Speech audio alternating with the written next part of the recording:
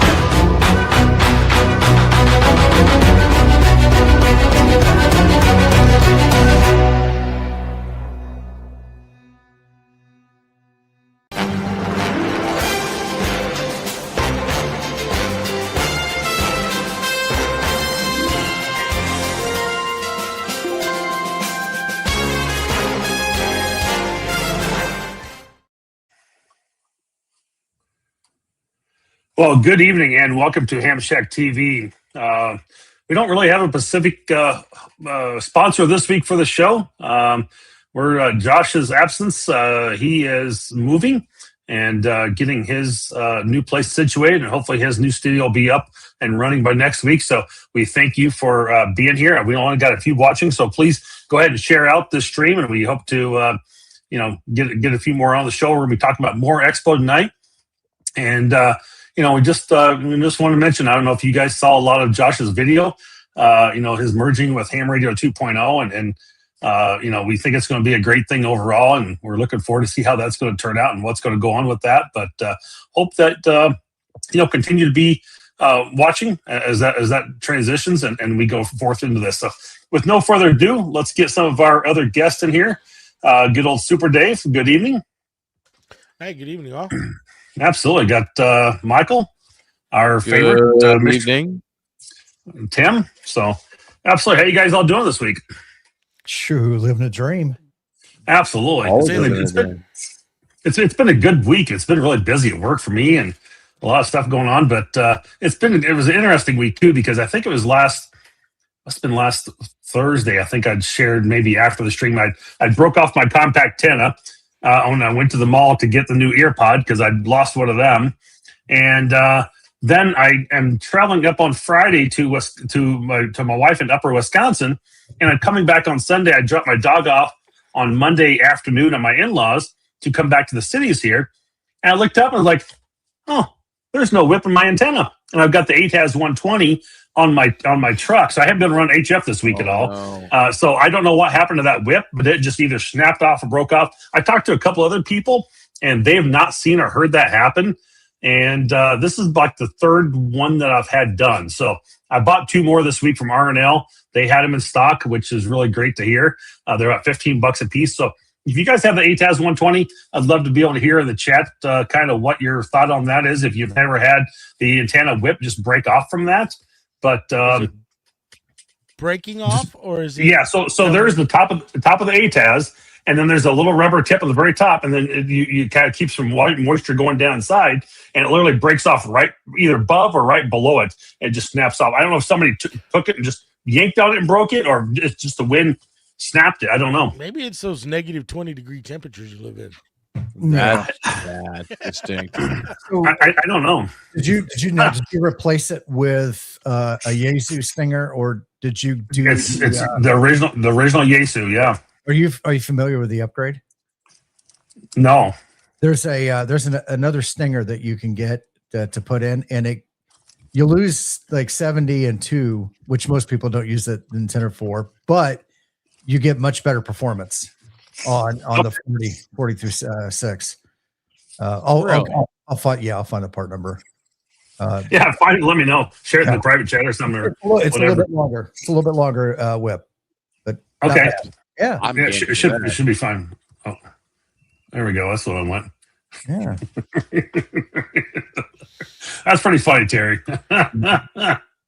So yeah. Yeah, I can't either prep him, Paul. I agree. That's it's been kind of interesting where that's at. So who knows? So I don't know how that one came up twice. There we go.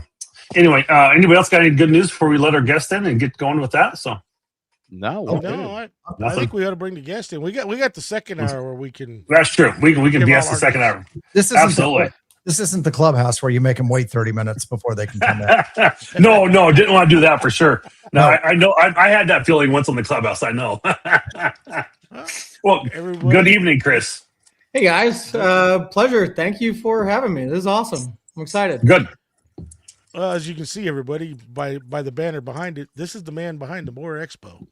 But there's also a couple other expos he does. The Big Iron Rally, where the Big Brutus is. And then he's got the Power Sports Expo used to be part of Moore, though, and he split those off. So welcome, Chris.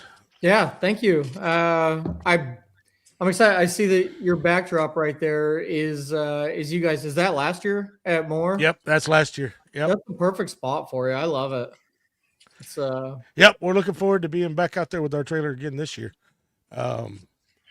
But tell us, let's start off with just tell us a little bit about Moore Expo, guys. I mean, most of us in here are into overlanding or off-roading, so we know what the Moore Expo is. But let's give some of our viewers a little overview of Moore.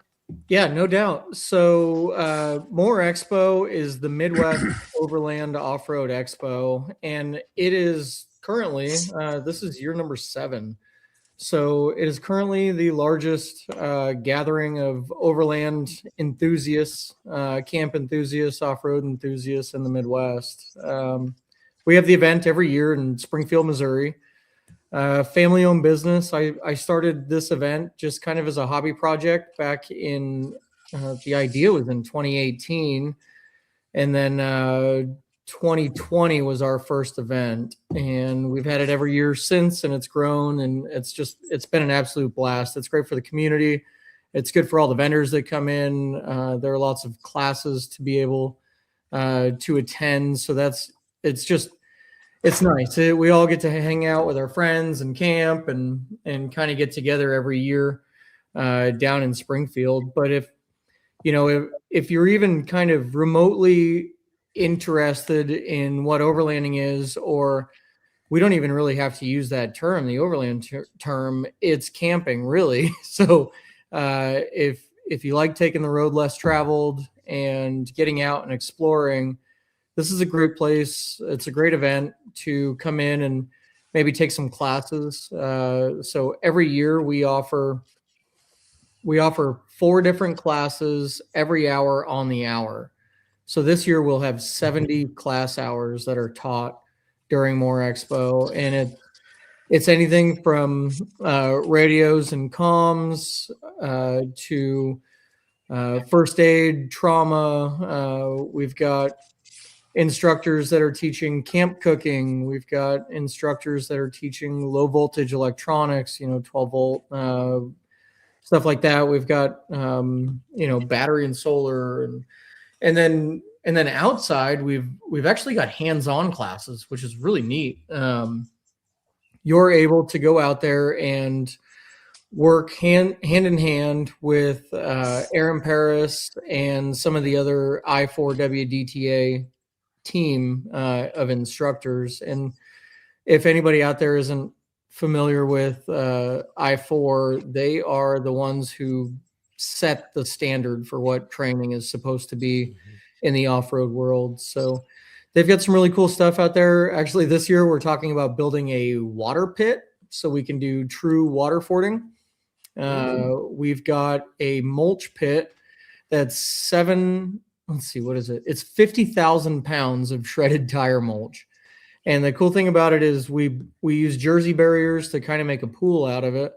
And then any vehicle, whatever it is, you pull it up in there. If you bump the gas on that rubber tire mulch, it'll lay frame and it's a true stuck vehicle. So we're actually teaching how to instruct winch recoveries with a stuck vehicle, and you're not stuck in the mud. So that's one of the nice things about the mulch for that is you don't end up with a boot full of mud trying to learn there.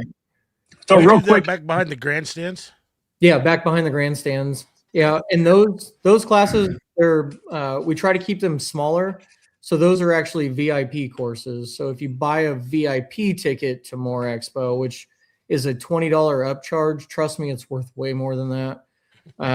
But that keeps those hands-on classes more private and personal connection with those. can you tell us when the Moore Expo is?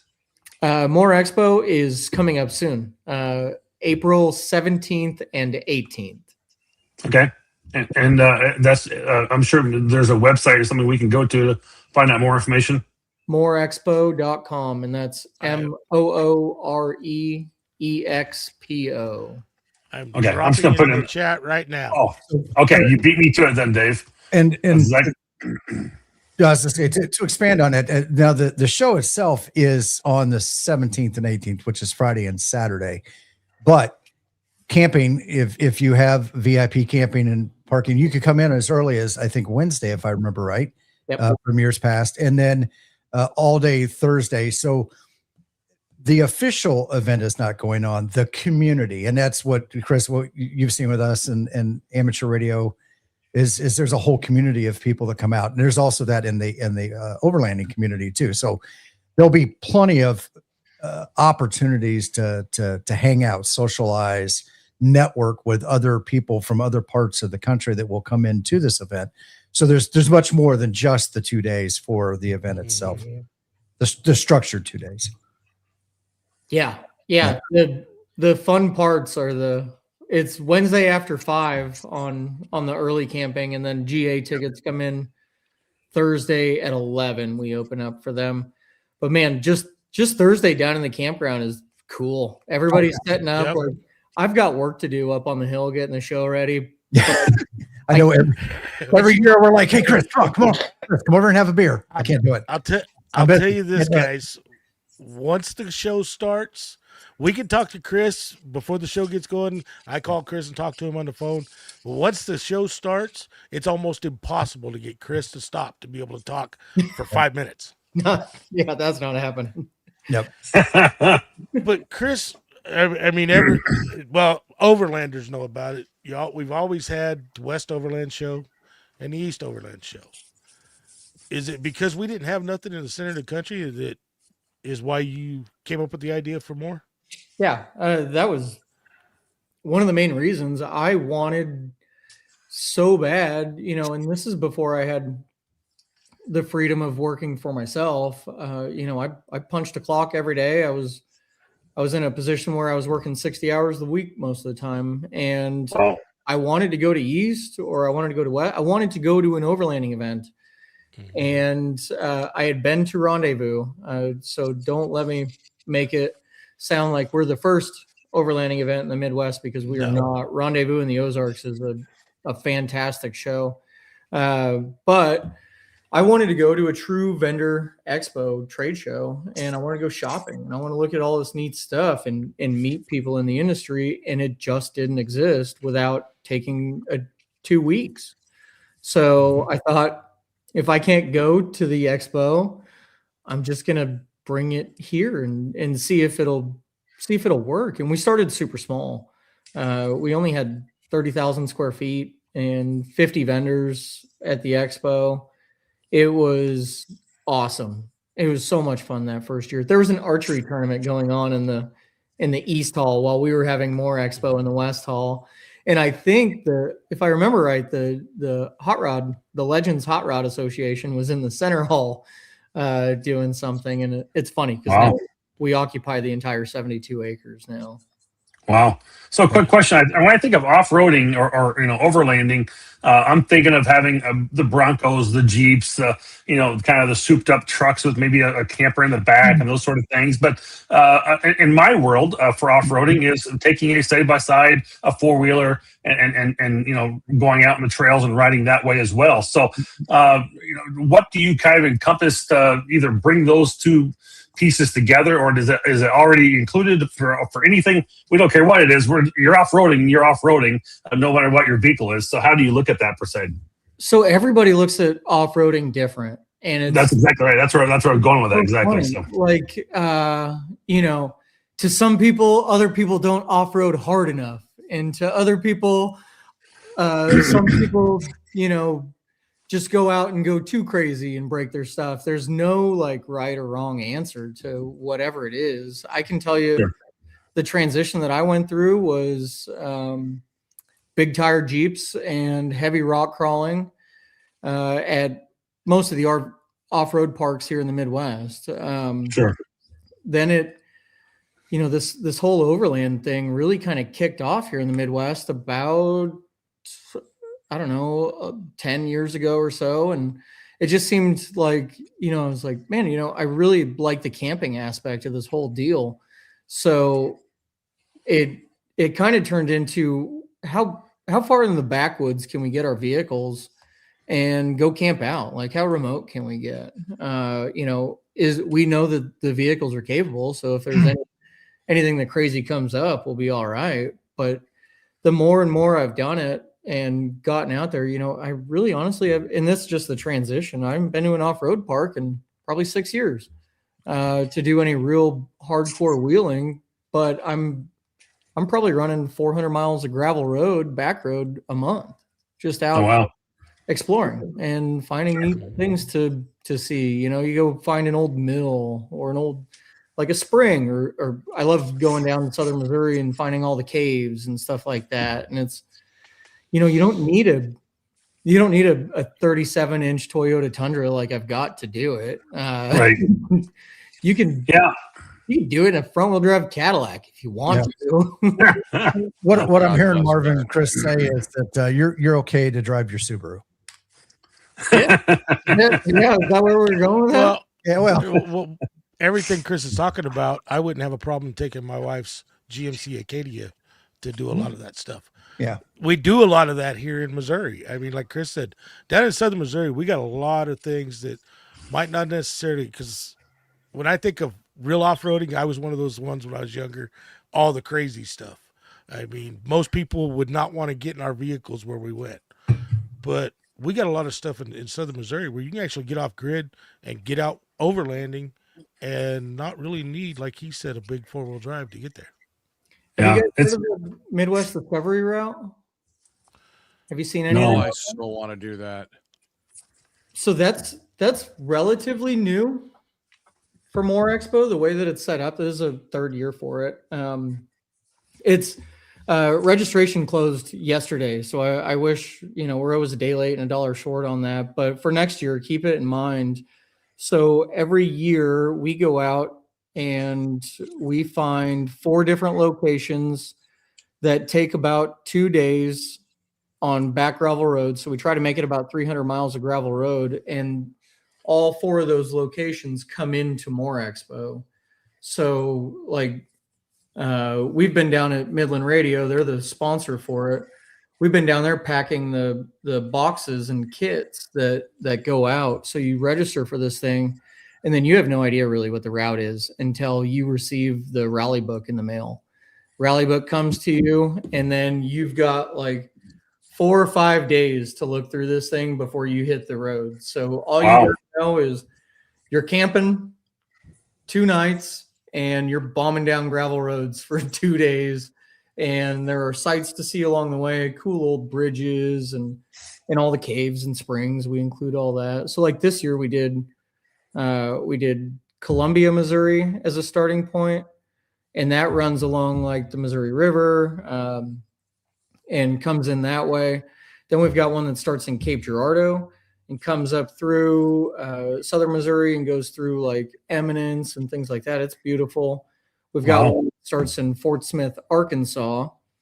So the ride from Fort Smith, Arkansas up to Springfield back roads is great. And then one that starts in Topeka, Kansas and comes in. So we try to do a pretty good perimeter of Springfield and just we route it out and you get the rally book and it's turn by turn directions. So you got to pay attention as you're going and watch your mileage. And it's pretty slick. So is it something you can also put in? You can import that into like a KML file, like an SD card, and put it in your GPS, or do you just have a book, all by book? You just have a book. Yeah, we keep it old school. We keep it fun and exciting that way because the routes don't get out, they don't get leaked, they don't get shared, and they're nowhere on the internet. They're on my computer and Ryan's, our rally navigators, and that's it. So do you have to go out and drive those and learn them before you start making the routes then? Yeah, we do. So what we do is Ryan's got a company called Chasing Topography, and he does this with his company. He does guided routes and stuff. So the way that he does it is he does a bunch of history research in the area and finds all of the historic sites. Yep. The old bridges and springs and neat sites. And then he gets his map out and pins each one. And then he just finds the coolest looking gravel roads that connect all of them and makes them work their way towards Springfield. So once he does all that with a satellite image, then him and I go out and we spend the 2 days and we run the route. And then from there, we take all our notes, street signs, don't drive off this cliff kind of stuff. And then it goes right into the system called Rally Navigator, and it spits out a rally book, and that's what we print and then send out to everybody that's participating in that. But it's so cool. I think this year we've got 300 people registered for it. Oh wow, that's huge. That's a lot. So. That is huge. Yeah, it's great. Yep. There was about 10 years ago, we went out to South Dakota and just went on 4-wheelers. And we found like this kind of cool, like they called it horse cave. We found like literally this hole in the ground that you could go down into. Like they had little steps to go down there. They had like a little cave down inside there. There was these rock walls you could go find, and like they had some really cool Jeeps out there doing like climbing these 6-foot walls and driving down this riverbed creek, and just a lot of cool stuff with side by sides and 4-wheelers. And I know a lot of people have a lot of fun with the bigger side by sides and 4-wheeled vehicles. From a kind of sport vehicle or even the Jeeps and stuff. But this sounds like it's a really cool expo overall to be at. I mean, it seems like you have a lot going on. I mean, how many people do you have in attendance usually if you got 300 people just taking the trail system? Yeah, 300 people just taking the trail system. And that grows every year. The show last year, between the 2 days, we saw just a little over 9,000 people come in. Wow. Yeah. Nice. Yeah, it's a solid. So you guys have vendors of all sorts that are there then as well that people can look at new equipment from winches to vehicles or tires and safety equipment and all kinds of stuff too. Yeah, so safety equipment that all goes to. A lot of it is done by Aaron Paris with Switchback Outdoor Safety, who runs the hands-on classes. He's also got a booth with some great safety recovery gear. Warren Winch, Factor 55 comes in. They've got their semi truck that's going to be there this year. Oh, really? I carry Factor 55 on my ATV or my side by side. It's really cool. It's good stuff. Yeah, it's amazing stuff. Yeah.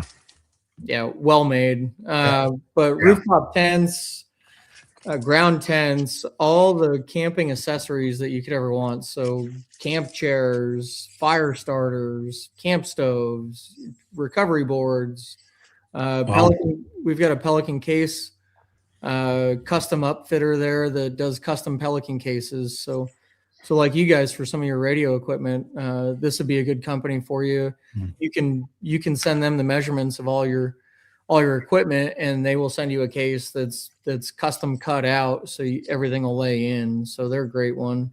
Vehicle builders, wheel and tire manufacturers, You name it. Yeah. If it can be bolted to a vehicle, or if you need it while you're camping, it's there, and there are 3 or 4 that sell it.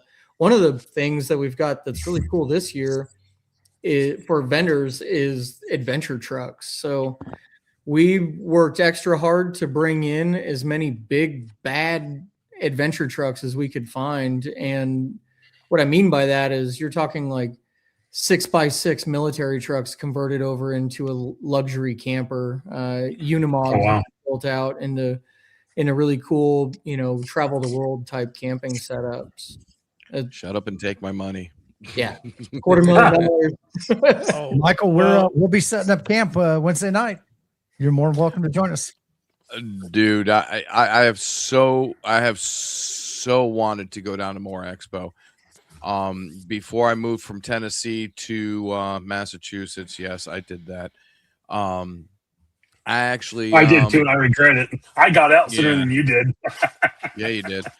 But I moved, and I actually had registration for Ozarks.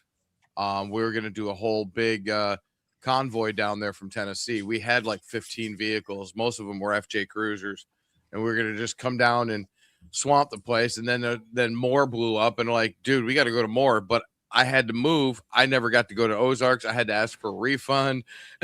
I was in so much pain, man. So I do want to. Well, you can always come next year. I do want to point out on the Moore Expo website, there's a nice video that's playing that shows a lot of the stuff that Chris is talking about with the recovery classes, outdoor, the pit and everything, where the rubber and stuff. If you're wanting to get an idea of some of the stuff that they're doing, and a good overview shot of the entire facility. Yeah, it's freaking awesome. Yeah. We don't have the largest fairground in the state, but our buildings at the Greene County Fairgrounds, Chris packs it.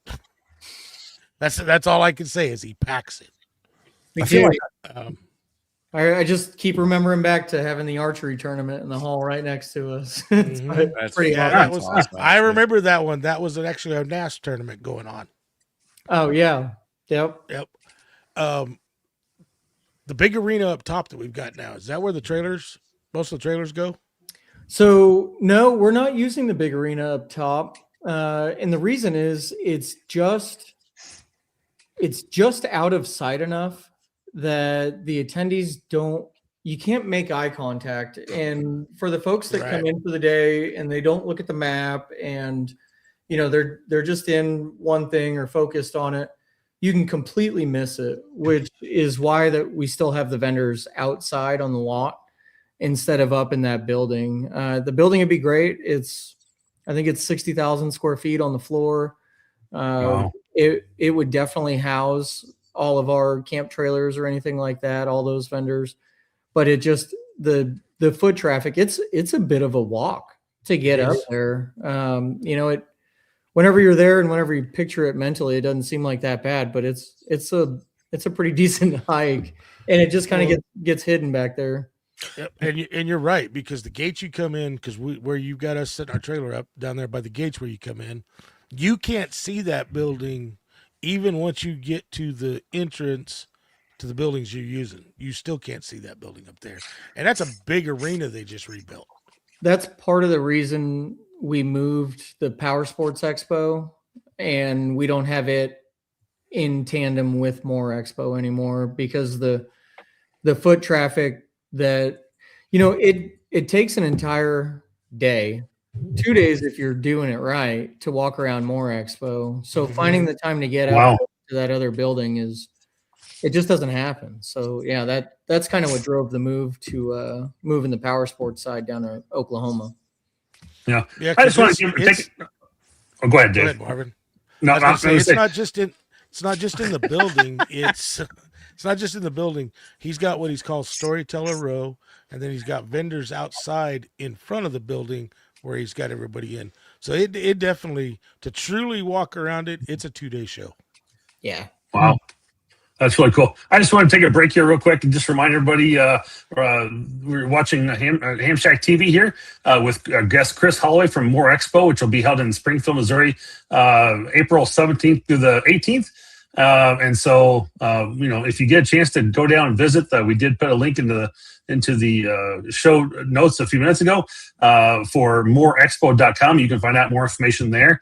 And, really find that, this sounds like it's a very exciting show to go to. I mean, it seems like it's really a lot happening there. The other thing is, tonight we don't really have any super chats on the list per se, but let's see if we can throw a few out there. Maybe get even a couple, one or two that give Josh a little surprise when he gets back.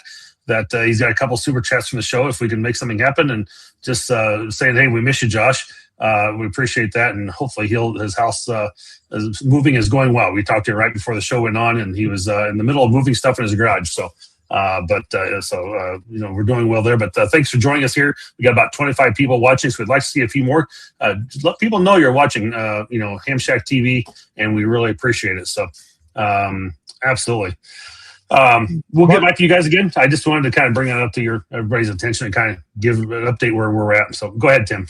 Can you highlight Pepe's comment from 826 asking about the question? Is more it's the last comment. I answered them, but yeah, right above that. Yeah. Okay. So yeah, more Expo is off-roading and overlanding. There is a large and growing ham radio community of overlanders that show up. We've been going out every year. This will be my third year there. Jason, Ham Radio 2.0, Kyle, and those guys have been there probably 2 more years earlier than I did. So it's growing, and at some point we're going to talk to Chris about integrating some actual amateur radio content into their training schedule. He doesn't know that yet, but where were you a month ago when we made the schedule? I have been so busy, but this is the other side of it. I have an overland. I started as an overlanding channel, and I had some personal stuff that came up, and I wasn't able to get out and travel as much, nor invest in a trailer. But I've got the truck, and so I started doing amateur radio stuff as part of my YouTube content. And all of a sudden, I get a big, massive people who are wanting more amateur radio stuff. So it's there, and that's actually how I met Jason, Ham Radio 2.0. Now I've kind of shifted into more of a ham radio channel, but I still enjoy getting out. Now for the overlanding community, the ones that are especially out in BLM land, GMRS radio, CB, stuff like that is a common form of communication, but it's a line of sight and it's limited in range. And this is where amateur radio comes in, because you can use that same power level type of radio and utilize the ionosphere and talk to people on the other side of the country. So there's some great benefits, some opportunity for when people are out on BLM land and there's no infrastructure at all, being able to use the amateur radio stuff to gain it. And there's been a couple incidents in the last few years. One in Death Valley, where a gentleman was trapped, had no service at all, but was able to use his amateur radio to contact somebody out on the East Coast, gave him his coordinates, and they were able to get a hold of the ranger station for Death Valley National Park, and they were able to locate him and get him the assistance they needed. And during that same summer, I think 1 or 2 other people had died, stuck out in BLM land, that they followed their GPS, and next thing you know, they're taking a diesel pusher down a road that should have been not there, and they passed away, unfortunately. So there's great opportunities for those communities to mesh together, and it's grown. We're seeing it every year that we're going there. There's more and more people that have gotten licensed and coming over and saying hi. And now, last year, Dave's group there locally is bringing out their emergency response trailer and just helping kind of grow that awareness. Steve from Alpha Antennas has set up the last couple of years and is demonstrating just having that radio on when people walk by and they're hearing people talk from sometimes outside of the United States. It kind of catches their attention and they stop to see what's going on. So lot of, Well, lot of that's stuff there. that's where I kind of like where he put us with the trailer. Mhm. Because last year I was actually the Florida QSO party was going on, and I was making contacts in the Florida QSO party, and somebody walked through the gate, and they heard me, and he walked over and asked me, "Did you say you were just talking to Florida on that?" And I told him, "Yeah." And he actually then started getting interested, and actually took some information, and has reached out to me a couple times. He's actually working towards getting his ham license. Cool. Dave, I think I recognize that beard in your background. Yeah, Yeah, yeah. Wait, is that Bill over there? that is Bill. Yep, sure is. Is that Bill? Yeah, it is. Wow. But like this year, we're actually setting a GMRS repeater up at the site. So I'm gonna use GMRS to try to draw all kinds of people from around down to our end, and get them to come down and look. Nice. That's very cool. Do you have a lot of radio vendors there, Chris, at the Moore Expo? Nothing in the amateur setup except for you guys setting up out there, Dave. Sure. We've got for communications, we've got Midland Radio.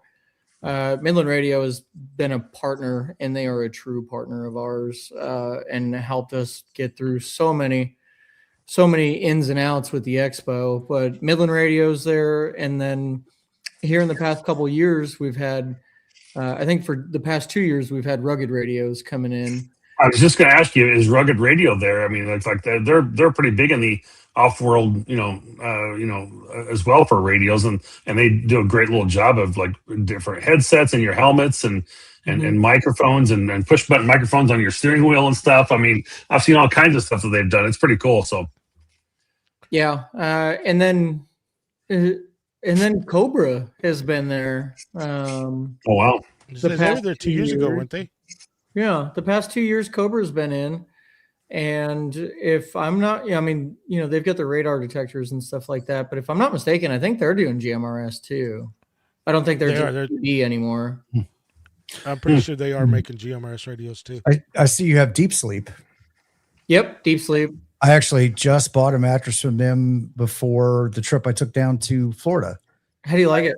I love it. It fits perfect right in the back of the Bronco. So cool. Yeah, it's like 5 inches deep of memory foam. So that comment there, Chris, Prep and Paul's one of the ones that comes out. He said he bought 2 Cobra GMRS radios there last year. That's perfect. I love it. Yeah, it's nice to have a good selection of them there. And I think that's exactly right. You never go off road without some form of communication gear. In the 90s, it was CB. Now I'm running a GMRS ham radio and CB. So that's when we go ATV running. We'd always have, everybody would have a handheld, and I even bought some just cheap Bayo things and stick them on like MERS frequencies, and we'd talk them on, because my one buddy was not a ham radio operator, and so we'd just use another couple handhelds with us, and they're Bayo things. They were $15. You got dusty, dirty, wet, whatever. You threw it away and moved on. But yeah, it's pretty cool. Even in if a lot of people obviously have again, my world is the side by sides and ATVs and stuff, and that's where I've been riding for I've lost track of how many years it's been, but 20 probably 20 years at least. And those things still get stuck, and you still get out in the middle of the backwoods and trails and into mud. And learning how to take a class on recovery is actually very important, because those ropes and lines can snap, and knowing how to correctly buckle and use a tree or something for your leverage to be able to pull and help get the other one out is very important to know. So it's pretty cool that you have all classes that help people learn that type of stuff, because there's probably not a lot of opportunity out there otherwise for it. The issue with it is, and I speak for myself, but I think I speak for all of us men, and we get out on the trail and we've got a winch and we've got a bag of recovery gear that's never been opened, but we're pretty sure we can figure it out. Right. And most of the time we can, and that's okay. But the issue is that one thing that you don't do correctly can end a life, or it can hurt somebody else. I don't know. I see it at least once or twice a year where somebody uses a kinetic rope and hooks it to a ball hitch and that ball hitch snaps off and becomes a cannonball and shoots right through the windshield and right through the driver. Yeah. Wow. That happened about 5 years ago, I think, with a YouTuber, if I'm not mistaken. Yeah. Oh, wow. It's things like that, which that's one of the biggest, it's not so much a want to know. It's really a need to know in order just to be able to do things safely. So that's why we have I4 come in, and we don't have anybody else instructing in there. It's just the true I4 instructors. Well, it's certainly about safety, but I think there's also that component to it is doing it efficiently and effectively, because I mean it is using a lot of physics when you go into doing some winching and stuff and trying to figure those stuff out, and I guess you'd call it average Joe could probably figure it out for the most part, but may not always do it right, and it can become a hazard very quickly. So it is cool to know that type of stuff and how to do it. I mean, I've done I took a class or did some training on it somewhere along the way at one point, and it was like, wow, I had no idea, so. Yeah, you remember that stuff when you get out there. It's amazing, even just the training that these trainers go through in order to get that certification. It's I think it's about $5,000 to go take the test. Wow. The test, I believe, is 4 or 5 days long, and you're put in real world situations out in the desert or wherever it may be with a group, and it's completely pass or fail. You missed one thing, and you kiss your $5,000 in 5 days goodbye, and you can go back and take it again, but it is strictly pass or fail. So the amount of information that these guys have in their head is remarkable. Anything from tire treads to. We used to when I was in the Navy, we had to use capstan winches to bring the aft fore and aft of the ship in. And you start talking about the weight with even the synthetic ropes. So they were using natural ropes when I started, but we switched over to synthetic. If one of those things snaps, you're talking it's 700 miles an hour that thing is traveling. It's going to take your legs off, or whatever it hits. It's going through you. So having the mind, that is one of those no fail situations for those trainers. They have to teach you how to do it properly. And there's a lot of things you can learn from a YouTube video. That is not one of them. I agree 100%. And I truly go ahead, Mike. I've been quiet all night. That's one. I was just gonna say that's one thing why I like synthetic winch line. One reason is it's steel cable, the steel rope. It holds so much energy when it lets go, where the synthetic winch line will pretty much drop to a fair distance. I mean, it'll drop within like 5-10 feet. I've seen way too many recoveries with old or wore out or braided steel rope, and I was glad I was not in a few of those areas, because I just seen them pop, and it's like, no more. I just changed out my my winch line to 100 foot, but I got a little bit stronger winch line than what came with the winch. I figured the winch is going to fail before the damn winch line fails. So, I always upgrade the winch line past what the capacity of the winch is. So I know that winch line has very less opportunity to fail than the winch. See, and to me, I agree with you on that. But like he said about the safety, truly learning the proper and the safe way to do it makes you efficient in recovery. I'm an old desert rat, and people don't realize, even out in the desert, they think that it's real easy to recover out there. I've actually seen guys destroy vehicles because they didn't know how to recover them. Sand's a different animal. But to me, it's all about the safety. But I was just looking at the time, and we've been talking about Moore Expo, but Chris actually has 2 other expos that I know of. I don't know if you do anymore, but the one that I think is probably the one that would draw the most attention just by the device that is on property, the Big Iron Rally. Tell us about the Big Iron Rally, Chris, because Big Brutus, it's a attraction on its own. Yeah. So the Big Iron Overland Rally came as a product of really as a product of COVID. So in 2021, we were able to have Moore Expo, but it was terrible. It was masks and social distancing and 9-11 hand sanitizers in your pocket and on all these rules. And it was a weird, Moore Expo's always got such a great vibe to it, but it was just odd that year, not unlike every other part of the world. So we were leaving there, and my brother, Paul Holloway, he had a great idea. He said, "Hey, we should throw a party for all of the people that just put up with all that crap." And I thought, you know what? That sounds like a great idea. I just need to find a spot to do it. So fast forward a couple months, and we were doing a Kansas gravel road trip where we started at the Colorado border and worked our way all the way back to the Missouri border, only on gravel roads.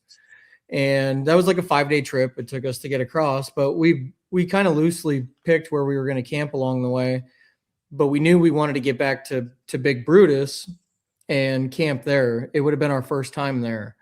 So I called ahead, and I got Joe Manns on the phone. He was the manager there. I said, "Hey, Joe, crazy idea, but it's me and a group of like 3 other rigs. We would love to make a donation to the historic monument if we can, in return, camp down by the bucket." And he said, "Oh, yeah, I think we could probably do that." He said, "What do you have in mind for a donation?" And I asked him what he thought would be fair, and he said $50. And I said, "All right, so Moore Expo is going to make a $500 donation, and we're going to come down and camp and hang out." That's when I learned that not only is the machine, this picture doesn't do it justice. It doesn't. Insane. Not only is the machine epically cool to see, to be around, to go up inside, but it's all the old miners that used to work on the machine. They're the ones that run this museum. They're there every day. They're cutting the grass. They're building fences. They're building playgrounds for kids to play on. So we saw that, and it was like, this is amazing. All right, we're going to do the event here. And we made the Big Iron Overland Rally kind of music focused, and we made it into a 2-day music festival for the overland camper and outdoor enthusiast. That was originally designed as a part of my company as a revenue generator. And during that first Big Iron Overland Rally, we just really saw the beauty of preserving this machine. And we decided that, you know what, we're giving all of our proceeds right back. And we announced it on stage that first night. We had a change of heart, and all the money that this event made, we're gonna donate right back. And in 5 years that the event's been going on, we've raised $75,000 to restore that machine through the Big Iron Overland Rally, which, one of the fundraiser items is every year we have the Big Iron, the official Big Iron guitar that all the miners sign, and then all the bands sign, and then that goes up for auction every year. So we do a live auction on site, which is a lot of fun. It's a great fundraiser. There's classes, kayak. Marvin, bring that back up real quick, because I can the Big Brutus. Oh, that one. Right here, guys, where my arrow is, you can barely see it. That is actually a car parked there to give you an idea of there is, isn't there? massive this machine. Are those porta potties? Are those porta potties? Yeah, those. Yep. There we go. That's how massive this machine is. Can we? Holy crap! Can we rate this in Bowfangs?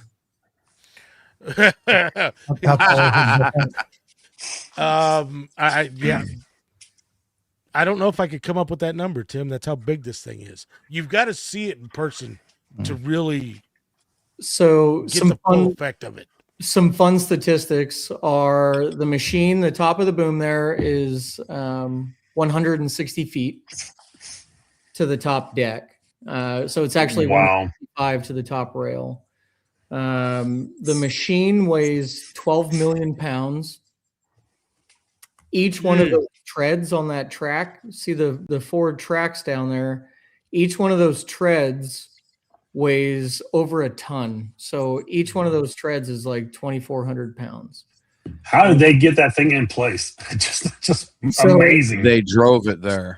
Yeah. So it was assembled at Bucyrus Erie at the plant. I believe that's in Pennsylvania. Yep. And it was all designed, built, and fully assembled there. Then they tested operations, then they disassembled it. And it came into West Mineral, Kansas on, I believe, over 100 train cars. So then there were cranes and welders that worked 24 hours a day, 7 days a week for a year to final assembly and build that. Once it was Wow. built, it started digging right where it was built. And the machine moves its top speed is 0.23 miles per hour. And that would be pretty fast. You wouldn't want to go that fast in that thing. So it would dig strip mines that were 100 feet wide and 50 feet deep and usually about a mile long, where they'd chase the coal seam. And its job was to pull 90 yards at a time. That's how big the bucket is. The bucket is large enough to park a 4-door Jeep Wrangler in. Yep.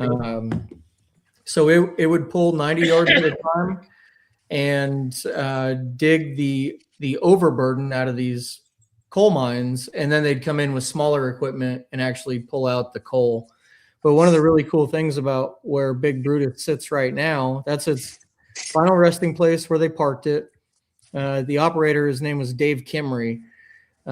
He's the one that parked it when they closed the mine, and that was it. But it sits right outside the last mine that he dug, which is 100 feet wide, 50 feet deep. It's full of water now. You can boat in it. People do a lot of fishing out there. It's protected by Kansas wildlife. So in that little picture, there's a huge boulder that's sitting just to the right of where Big Brutus's bucket is. And So I want to bring this back around for just a second, because we got somebody asking us, like, I don't know what the stream's about, and so but this is from my understanding. David, you probably explain it better than I can, but part of Moore Expo is also they host another event called the Big Iron, and that's out in Kansas. And I mean, does that have a little bit of off-roading there too, or it's just a big camping event? I guess I'm not really sure what the event is for sure, so I'm not familiar with it. So. Yeah, the event's a 2-day music festival for off-road and camping enthusiasts, and there is some off-roading. Okay. We've got a 100-mile route that goes through Kansas and kind of takes you guided route through the back roads out there. Okay. So, and then did you have another event too? I think Dave was talking about maybe. Yeah, the other one, it sounds like it's right up your alley, Marvin. It's the Power Sports Expo. Okay. So it is now the largest power sports equipment expo in the Midwest, and that happens in Muskogee, Oklahoma. We've got over 100 vendors coming in this year. We've got a payday race, which is a bounty racetrack. So 2 tire classes, fastest lap around the track, I hand you $3,000 cash. So that's pretty cool. And then they're doing Battle of the Builds out there too, which are the 72-inch tire razors and side-by-sides with nitrous oxide, and they race like a 300-foot long, 6-foot mud pit. It's wild, but that's also a trade show expo for anybody that's interested in the power sports side of off-road. I got to go back to Big Iron for just a second. Eric, N1JUR, I thought we were considered Big Iron with antenna. That's a good question. I bet it would. It's up there quite a ways. That'd be kind of funny. So it's a good question. You put a hook of coax to it somehow, and see if we could get that thing to make some contacts. So Yeah. anyway, That would be cool. that'd be cool. It would antenna. I guarantee it. Right. I guarantee it'll handle Exactly. some power too. Yeah, might want to throw 1,500 watts at that thing. So And guys, I mean, Chris was gracious enough to come on because, like Tim had talked about, there's a bunch of us that go out to the Moore Expo, bringing ham radio to Moore Expo, and my club takes a trailer out there. Chris was gracious, and he embraces us coming out, and he was gracious enough to come on the stream tonight. So I figured I'd let him promote his other two expos. And like you said, the power sports one, that's Marvin was asking about side-by-sides and stuff. That's more up his road. And then the big iron rally, like you said, it's a music festival and overland show, but it's another overland deal, and just the big Brutus itself is a draw. Yeah.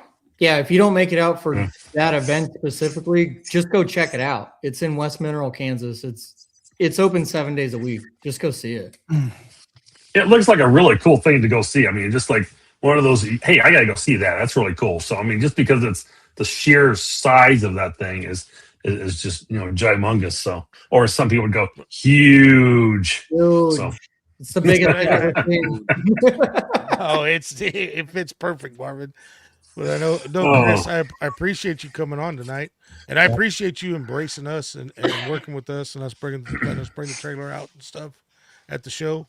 Yeah, it's my pleasure, guys. Absolutely. Anybody that's in the area, and even something like Tim said, they've got camping on site. It's a fun weekend.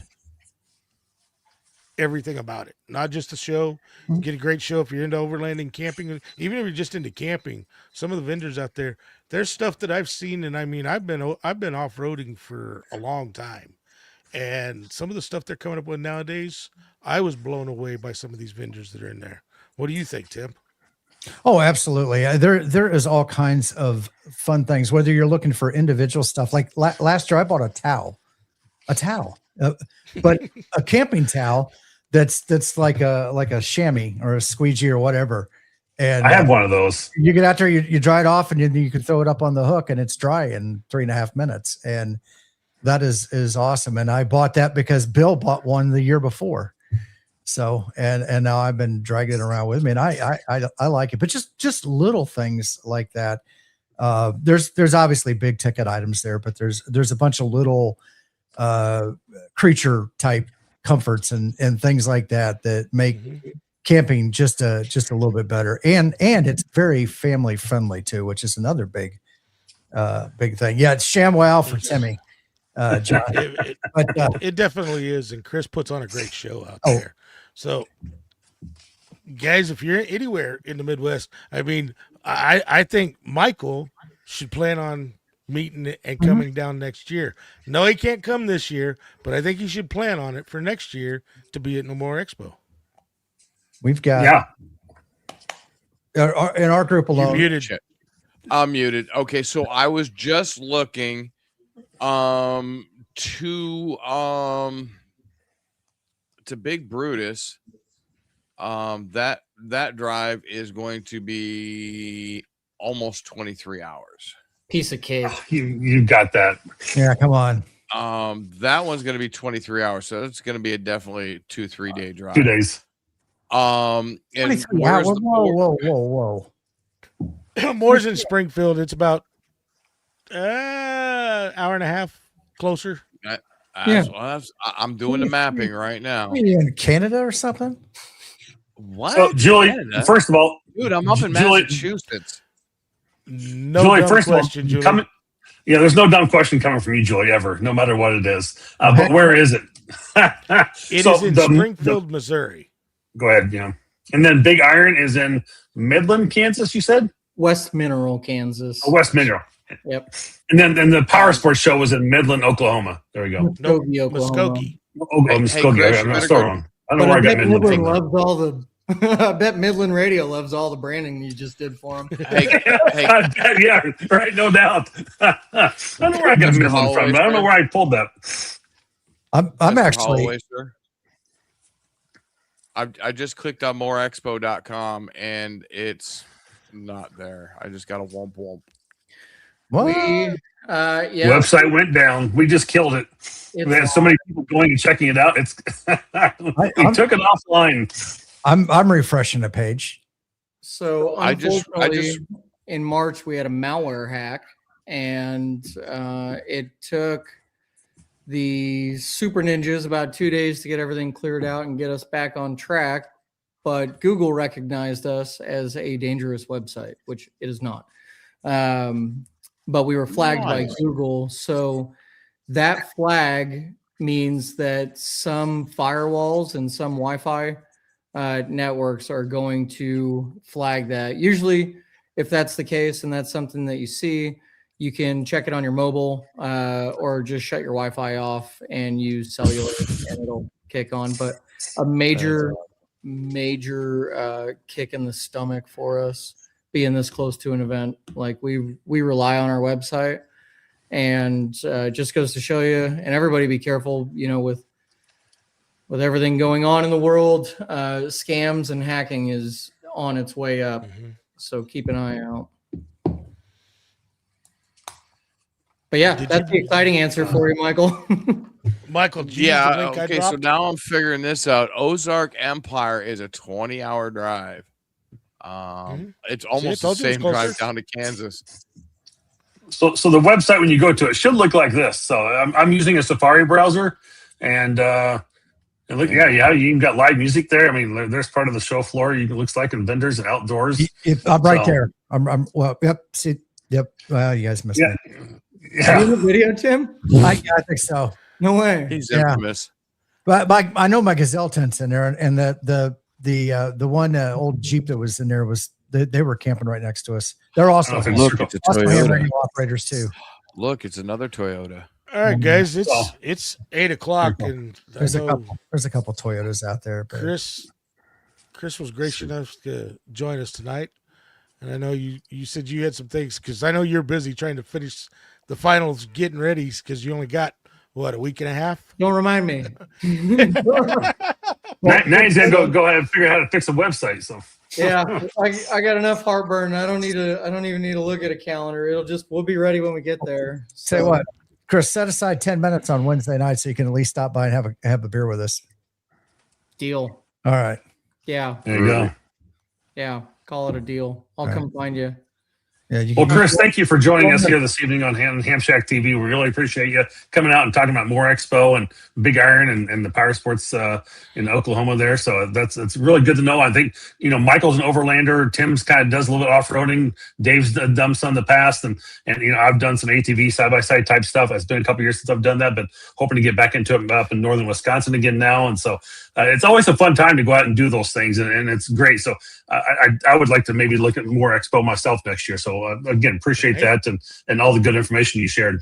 Yeah, It's not that far of a drive down there from Wisconsin. No, No, it's not. It's like 7 to 10 hours probably. So yeah. Yeah. So for sure. Yeah, So- that's an easy trip. Well, guys, thank you so much. Feel free to kick me out. To everybody listening, thank you for listening. We hope to see you guys at Moore Expo either this year coming up or put it on the calendar for next year. Groovy. Yeah, Thanks, Chris. absolutely. Appreciate it. awesome. Thank you, Chris. Appreciate it. Awesome. Thanks, guys. Bye-bye. Well, guys, we got to take care of just a little bit of business here. We got to say, Pepe, yesterday's April Fool joke is coming true. Jason's already left the set up for a new host. Marvin, doing an awesome job as a new host of HAMSHACK TV. So with that, let's see if we can just go play. Money isn't everything. It's the only thing. And everyone has a price for the $1 million man. All right, let's. Money isn't. There we go. So Only thank you, once. Pepe. Appreciate that. Only once. Yeah, only get it once. So unless somebody else wants to come in and play and do a little buff, Pepe's the high for the night. So we appreciate Pepe for that and surprising Joshua a little bit of surprise out of that. So thank you for that. And always welcome any other super chats from anybody. And let's see if we can get a few more out there for Josh. And, sometimes I know he gets them sometimes he don't, but appreciate you guys all watching. And we're going to kind of go into an open hour here of the we'll kind of do a quick summary, I think, from all four of us here, and then we'll go back into a kind of open forum hour for the next hour here, and kind of see where things are at. So, Tim, I'm going to start with you, my lower corner. Oh, go ahead. Did you see John's comment? I did not. Oh, sorry. Go ahead, Michael. Sorry, I was trying to grab it. Yes, you can go out and get yourself the World Radio League discount using Ham Radio Guy, or we could do ABR Industries with W0MET. So thank you for being an affiliate and helping out and share the show here on Ham Radio Guy. I'm just kidding. So anyway, gotta give Josh a little bit of a hard time. He's not here, so it's good to give him a hard tease a little bit. So I think it's only fair that he didn't show up. He's gonna get made fun of a little bit and teased. Absolutely, we're taking advantage where we can.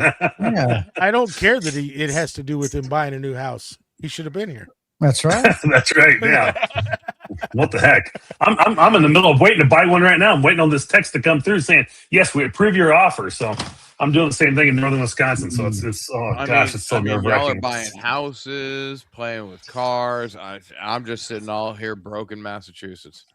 Oh, well, and that's why, because you're still in Massachusetts. I mean, it's a Taxachusetts. So listen, okay, so I'm gonna go into this real quick. I'm going to come back to the summary in just a moment here. But so I got my offer on the house last week, and we did really well with that. That's good. But the thing is, we had to have a septic test. Then we had to have what they consider a drip test of a part of the septic system. Then we had to come in. We had got the full inspection had to be done, and then we had the fire department has to come out and do a inspection of the fire alarms and CO detectors and all that type of stuff. And I was like, holy crap, it's just one thing after another. And it's like, oh yeah, you need another $300 test for this. I had to pay for somebody else to come out and be a witness for the septic test, and I had to pay for that. And it's like, this was in Massachusetts. In Massachusetts, to sell my house, it's all these different. Have you sold in Massachusetts? No, when we bought, they never, the people. When you bought, you don't know about it, but when you sell, good luck to you, because you have to all. Are you on a septic and a well? Mm-hmm. Or are you on city water? And no, we're on septic and well. We do know that was the 5-year test. They did that. We actually just had the septic pump. My neighbor, who is up at the corner when you first turn, they're selling their house. They got a freaking track loader out there right now. They had to dig up the whole septic and put new freaking crap in, new entrances to their septic. New crap, huh? So that sucks. Yeah. So it's one of those things. It's just, I mean, I'm inundated with fees right and left. I'm just surprised to sell all my crap there. I was like, unbelievable. So it's it's been quite a process to go through. It's been a little stressful at times. So don't be surprised when that comes up down the road. But anyway, we'll subside with house stuff and go on. But Dave, I'll give you the first shot here. Just a quick summary of anything from the last hour here with Chris and off-roading. I thought you were starting with Tim. I was, but I moved over to you. Go. Sorry. Yeah, fine. Be that way. All right, I don't care. Whoever wants to go. Go ahead, Dave. Well, I mean, he went over more pretty good, but I truly feel like Tim does. It's more than just an off-road show. It's a weekend with the camping and everything.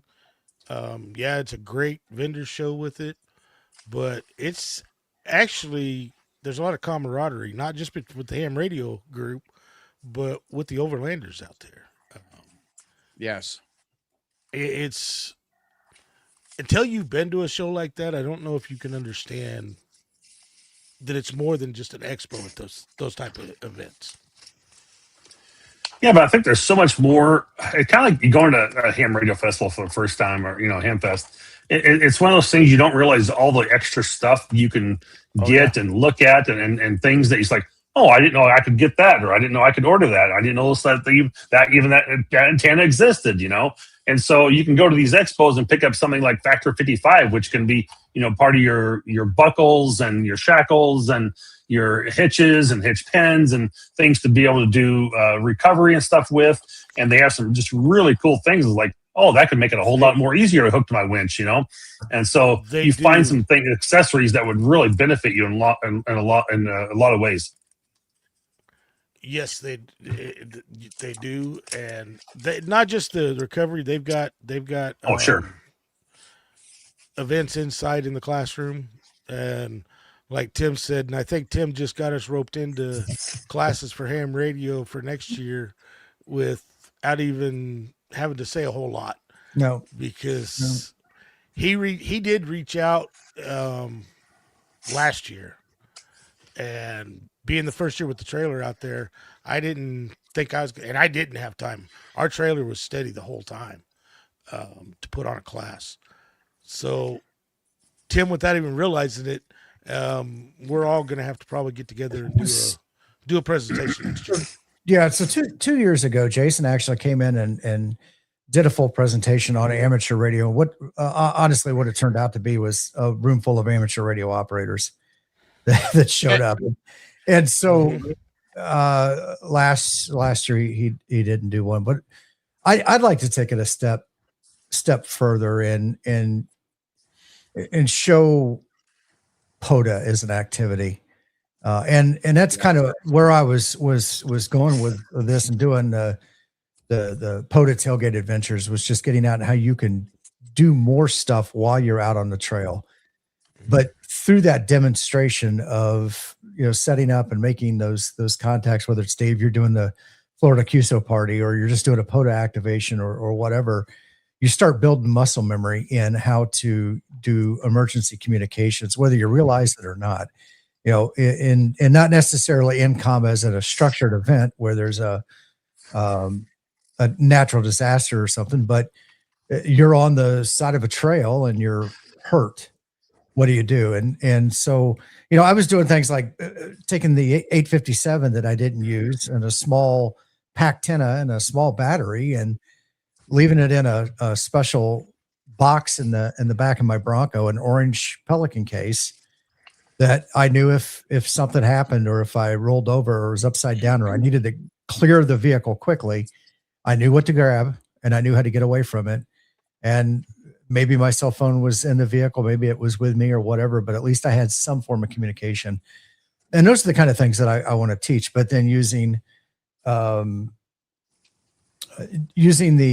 amateur radio and things like POTA to do that. And I just saw Paul's. That's kind of why I lost my train of thought there. Moore's away.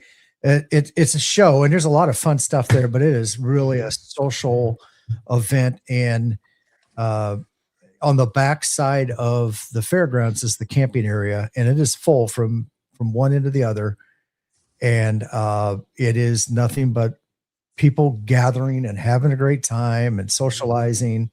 And there'll be people there that are, not part of our core group that I've already seen a couple times this year, but there'll be people that we met last year and the year before that will be there, both off-roading people and ham radio people too. Well, that's kind of like where this guy comes in real quick. He goes, "Hey, last year was my first time at Moore. Ended up meeting a good friend there, and I was also ham. Ended up going to their ham club for Winter Field Day. You just end up meeting people and finding people and enjoying time with them, and getting to see them at each of the different events down the road as well." Mm-hmm. And there's always this. Unfortunately, there's this whole butting of the heads of ham versus GMRS, and nobody ever realizes that that's only a small portion. GMRS only pairs up with a very small portion of the ham radio hobby, and so there is much more. If you're talking trail communications, get them on as easy as possible. There's no need to get you gotta take your technician's exam if you just need trail communications. GMRS is great with FRS. If you go somewhere and you got some people coming along with you that never been, they can go to Walmart and pick up a bubble pack of radios, and for $15-$20, and at those distances they can easily communicate with you, and everybody has a radio, and they don't even have to be licensed for the FRS portion of that. So there's a lot of advantages for that type of thing. But when you start getting into being overnight, getting out into BLM land or anywhere where there's no infrastructure, or if you're out west in California, there's a lot of open area out there too. And no infrastructure means no communication. So What is that big group out in California, Tim? I know you'll know what I'm talking about. That does overland out there. Overland Bound. It's not Overland Bound. They have a great group, and they actually go out and do exercises in the desert. Out past like Hamed Palm Beach area, in those areas, and they have all the different radios in there for communications, and they do communication exercises, and they'll do some overnight stuff, and it's a really cool group. But I cannot remember the name of them right offhand. I know my brother was a part of them for a few years when he lived out in California. And overlanding is a big thing, off-roading / overlanding. I'm going to put those, two, words together, synchronously here. That, I don't know if there's a big distinguished difference between them, but no. Tim, you say no? Okay, yes. Well, no, I don't think there's necessarily off-roading and trail running, overlanding and camping are all pretty much intertwined now.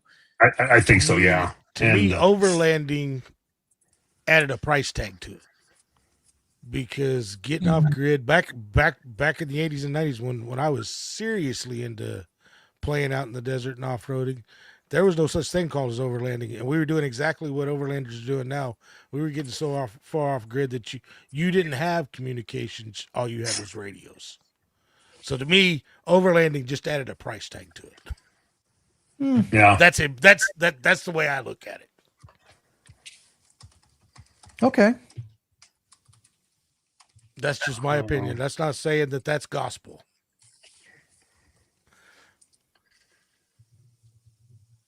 Oh, I'm just trying to look and see if I can figure out what that group was real quick. It was like SoCal Overland or something like that. They may have called themselves, but I don't remember right offhand anymore. But I don't think that was around when I was living out there. No.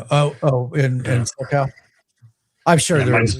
Yeah, because Overland Bound has like distinguished group areas, like Southwest Overland, Southeast Overlands, which I belong to both. There is a Northeast Overland. I have not hopped into that one yet, because there's not a whole lot of places to go up here.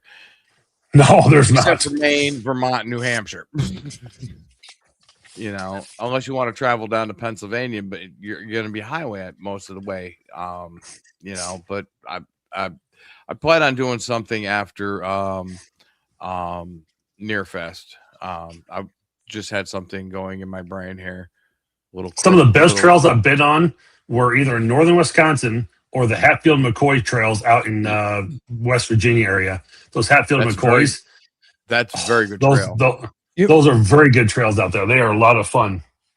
So there's a Daniel Boone Backcountry Byway that's in eastern Kentucky that is absolutely awesome, and that's like 200 plus miles of unmaintained county roads, mining roads, service roads, just fun. And it's managed. There's like 4 different off-roading groups, I believe, that have come together to manage that. They work in conjunction with the U.S. Park Service, because it weaves in and out. And so they take care of that. They do regular organized trail weekends where they'll come out and they'll do maintenance on the trails, and they'll make an event out of it. And part of that event, people going out and doing things. So they'll knock the bushes back and make sure that things are maintained safely, right? Yeah. It's still a rugged area, and the trails are rated. So why does my mic kind of look like an Easter egg? Because it looks like an Easter egg. I don't know. Because it literally looks like an Easter egg with stripes. Where? Get the cover on it. There. Does that look better? Is that better, John? It actually doesn't sound better when you do that. No, it did not sound better. No. Does it sound worse? I mean, does this sound okay? Oh, that sounds good. Fine. It was When you before take we it took it off, off. It sounded terrible. Oh, Yeah. Yeah, it So sounded terrible. yeah. So when I lived in Minnesota back about 8 years ago, we had the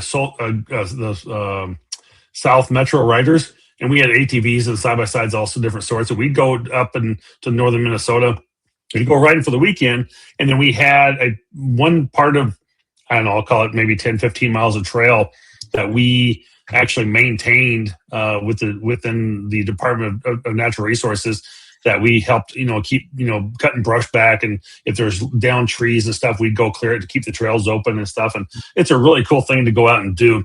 And there was a couple of us that were amateur radio operators, and we would always have radios, and one would be in the front, one would be back in the back. And like my side-by-side's got a TYT 8600. It's one of the waterproof ones. And, it's a simple basic radio, but, if it gets wet or a little muddy, whatever, I don't care. It's a TYT radio, but it's got, 25 watts, and it, does everything I need and communicate back and forth with other people on the trail at the same time. And if I really needed help, at least I could start calling out on something, you have something out there with you, because you get up in those northern parts, I'm sure even parts of Kentucky or West Virginia with those Hatfield and McCoy trails, there's just no cell reception there, but sometimes you might be able to hit a random repeater or something as well, So yeah, or at least get out in 5.2 and have, if emergency, if you can get out, make an SOS with your phone, maybe you start saying, hey, I do have radio communications. I can meet with you on this channel or something, so. No, APRS. Don't forget about APRS. APRS, yeah. Well, that little radio, TYT does not have APRS, but yeah. So that's a good thing to have for sure, if you can get a digipeater. So. Well, that's just like what Tim was talking about. The wars between ham radio and GMRS and CB. Like he was saying, with those radios are great. CB, you could get probably a little bit better distance than GMRS, but that's why we're using the GMRS repeater this year to try to draw them in over to the trailer. And like Tim was talking about, because I had the radio, I think even Tim made contacts on it. I know Paul did. Oh yeah, but everybody was coming over and using my 710 to make contacts. But we had it set up portable to show what they could do when they're out overlanding out in the middle of nowhere. I had my X10 set up, and that running off matter of fact, it was running off of this battery while we were out there. I was Rob last 2 years ago. Rob, I filmed Rob, Digital Rancher Rob, doing a couple satellite passes out there. And one of the videos, and I posted it on the Overlanding channel, and that thing got like 12,000 views of Rob just making contacts. Nothing special, just working cues on the bird, right from the parking lot in the camping area. Yeah, nice. Yeah, it's a lot of fun. If you haven't gotten out and done any type of off-roading, if you got some type of vehicle to go do that with, or can find a group you can get into and go riding with somebody, those sort of things. It is a lot of fun to get out there and just see things that you would not normally see otherwise. Like I said earlier in the show, is like I was out in South Dakota and about 10 years ago, and I mean, we found a few people that kind of said, hey, over here on the map, because we had these big maps. I mean, literally rolled up maps that I took with me. They're all laminated. And we had, say, hey, over in the spot is where you're going to go find this spot here to go down that little hole. And it was literally just a hole in the ground. I mean, I'm a big guy, but I could get down in there and crawl in there. I was a little claustrophobic because it was a little small, but it was one of those things that, it was still cool to go see, because you're not going to just walk a normal trail or be on the main highway driving down, I-90 or I-35 or something and be able to see those things. So going off road gives you a whole new appreciation for being outdoors and seeing some of nature's wild and cool things that you just don't catch otherwise. I think one thing that could tie it back to what a lot of us do is that draw of being out in parks, just getting away and doing something different. And I think that's kind of that same thing. It's that the trails that Chris was talking about, where you take 2 days and you go through stops and they give you a kind of a route at the last minute and you go with it. No GPS. You have GPS, but I think the point is it's not, it's more spontaneous. It's not a big planned out. Well, somebody's planning it, but you're not planning it. You're just going with it and being in the moment. And I think that's some of the draw to it. And I'm actually doing something, David. I'm going to need your help. I think I kind of mentioned it, but I'm going to go out early. one of my goals is to try to get as many states activated as I can, and as I travel around, I'm going to take advantage of that. So I'm going to go out there to Springfield, and at some point, that's not too far from 3 other states. So my goal is to head out there early and try to find some parks that I can hit, whether it's Kansas or down to Oklahoma or Arkansas, and camp at least one night at one of the parks, hopefully someplace warm, and then drive up Wednesday to meet up with the guys to get set up there at the expo. So that's the same kind of thing. So when Chris was talking about that, I'm like, well, I'm kind of doing the same thing. It's just gonna be parks, and I'm taking the interstates, or whatever back roads will get me there. I was going to say, you take a lot of back roads to get to Florida this spring or in February. So I took the interstate, but I went out of my way to get the states along that corridor there that I think it was 77 South, I think is what it was. But okay. So I had activated Ohio, but once I got into West Virginia, West Virginia, Virginia, North Carolina, South Carolina, and Georgia. So I activated 5 parks that UTC day. Nice. And got the Rover Award, whatever, I think a Warthog or one of the Hogs awards. But I also got to do this in 5 different states that I had never activated before. So that was fun. Now coming home, I was in a little bit more of a hurry, and I took the more direct route. And a little bit different, but I met some people, had some problems with the camping in West Virginia, and ended up in the hotel. And while I'm in the hotel, I'm in there and I'm looking for coffee at 11:30 or 12 o'clock at night, and the lady says something to me, and I said, like, I was in the Navy, I could drink coffee around the clock, and then next thing you know, it turns out the owner or the owner of that particular location of the Holiday Inn, turns out he's retired Navy. And the next morning, she's still working. She introduces me to him. Him and I start talking, and comes to find out he's a ham radio operator. And so I'm telling him what I'm doing. And now he wasn't familiar with POTA, which strange, but he's a CW only operator. And I guess it's hard to talk about POTA when you're just doing dits and das. Right. As your only form. But the point is that those just led to yet more adventures, just getting out there, having more fun, and just enjoying. Speaking of more fun, I wonder where Moore came from the Moore Expo. Midwest Overlanding and Off-Road Expo. Well, there we go. Yep. That's exactly what it came from. Well, yeah.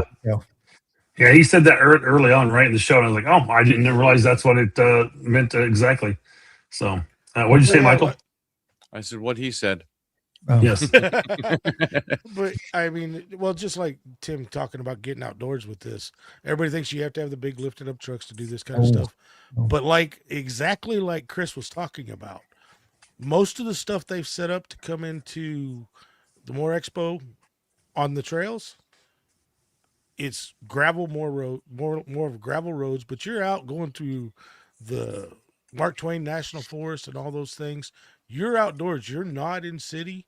I would take my wife's, like I said at the beginning of the stream, I'd take my wife's GMC Acadia, and it's not the all-wheel drive one, it's front-wheel drive. And I would take this on those runs. Dave, would your wife allow you to take her GMC? Gravel roads. Sometimes, well, right now, probably not, because she just got it. I was going to say, I was just going to, that was my next question. Is this her brand new one?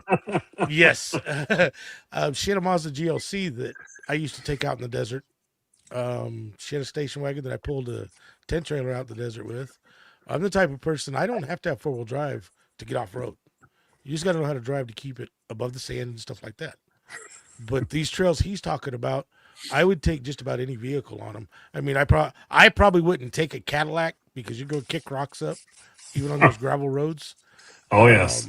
I don't think I'd take one of them high foreign jobs out there, but I would definitely take. Who you call high and foreign? Considered the high price foreign job cars, Like a Ferraris Toyota? and stuff like that. But like an FJ Cruiser. Yeah, exactly, Hey, like an now. FJ Cruiser.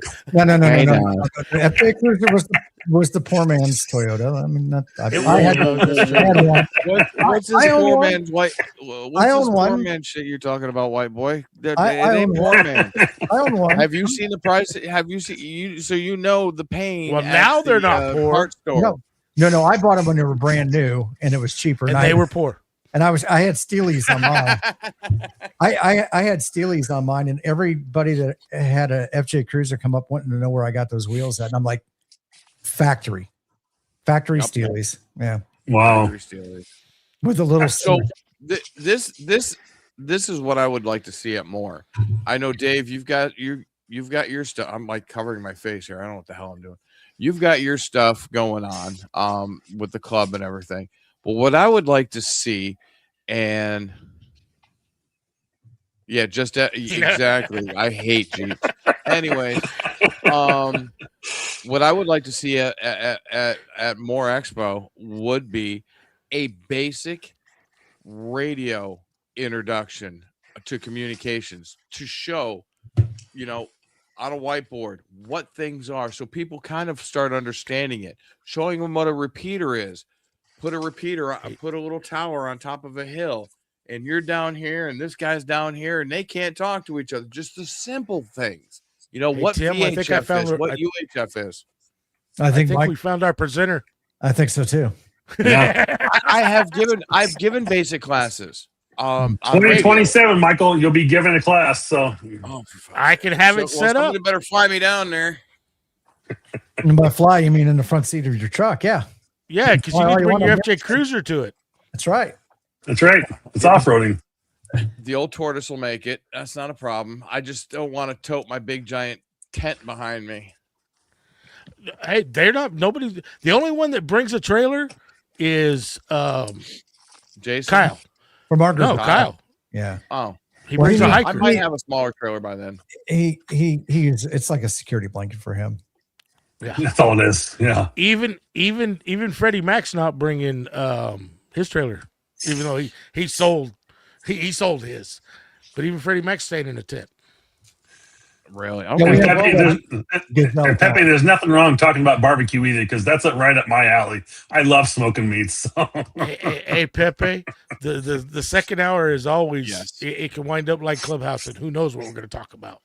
Paul, That's I think- right. Paul said he was going to smoke a brisket and bring it. Oh, that'd be awesome. Sure, yeah. Oh my God. That'd be sweet. Yes. And Paul said he's going to go on the ground this year too. Yeah, Freddie went and bought a Gazelle. They've Yeah, got some of those camper shells with those beds in the back of those trucks nowadays, and they actually look like they're really comfortable. Yeah, So- they can be. Even the That's slide-in like campers are awesome. the old pop-up tents. They were one thing.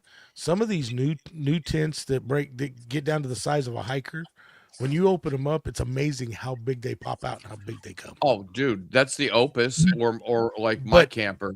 That tents are but- huge. They've also got a very, very, very steep price tag on them. Yeah. Allegedly. Allegedly, You know how- some of those ones that I was looking at more last year, $50,000 trailer. Well, you know, Not happening. Dave, do you know how much I paid for my MDC? I think I've told you. I found it for $1,500. It's a 2021. I found it for $1,500. Wow. I'm just I know saying. you can buy them used. I'm talking about when you go to Moore and look at some of these ones. Tim Oh knows yeah, what I'm you don't talking want to buy about. new. Yeah. You don't want Hey- to buy new. You want everything broken and fixed so that you don't have Yeah. to worry about it later. And Julie, yeah, along with brisket, I bet we can find some cranberry and goose just for you. Didn't Jason actually talk Frank into making his beans and sending up a batch with him? Frank is, yes, he is making a batch of beans, and then they'll be trizzlating on the way up in the Jason's tailgate bed refrigerator. So is Ham Radio 2.0 coming to the show too? Oh God, yeah. Yeah.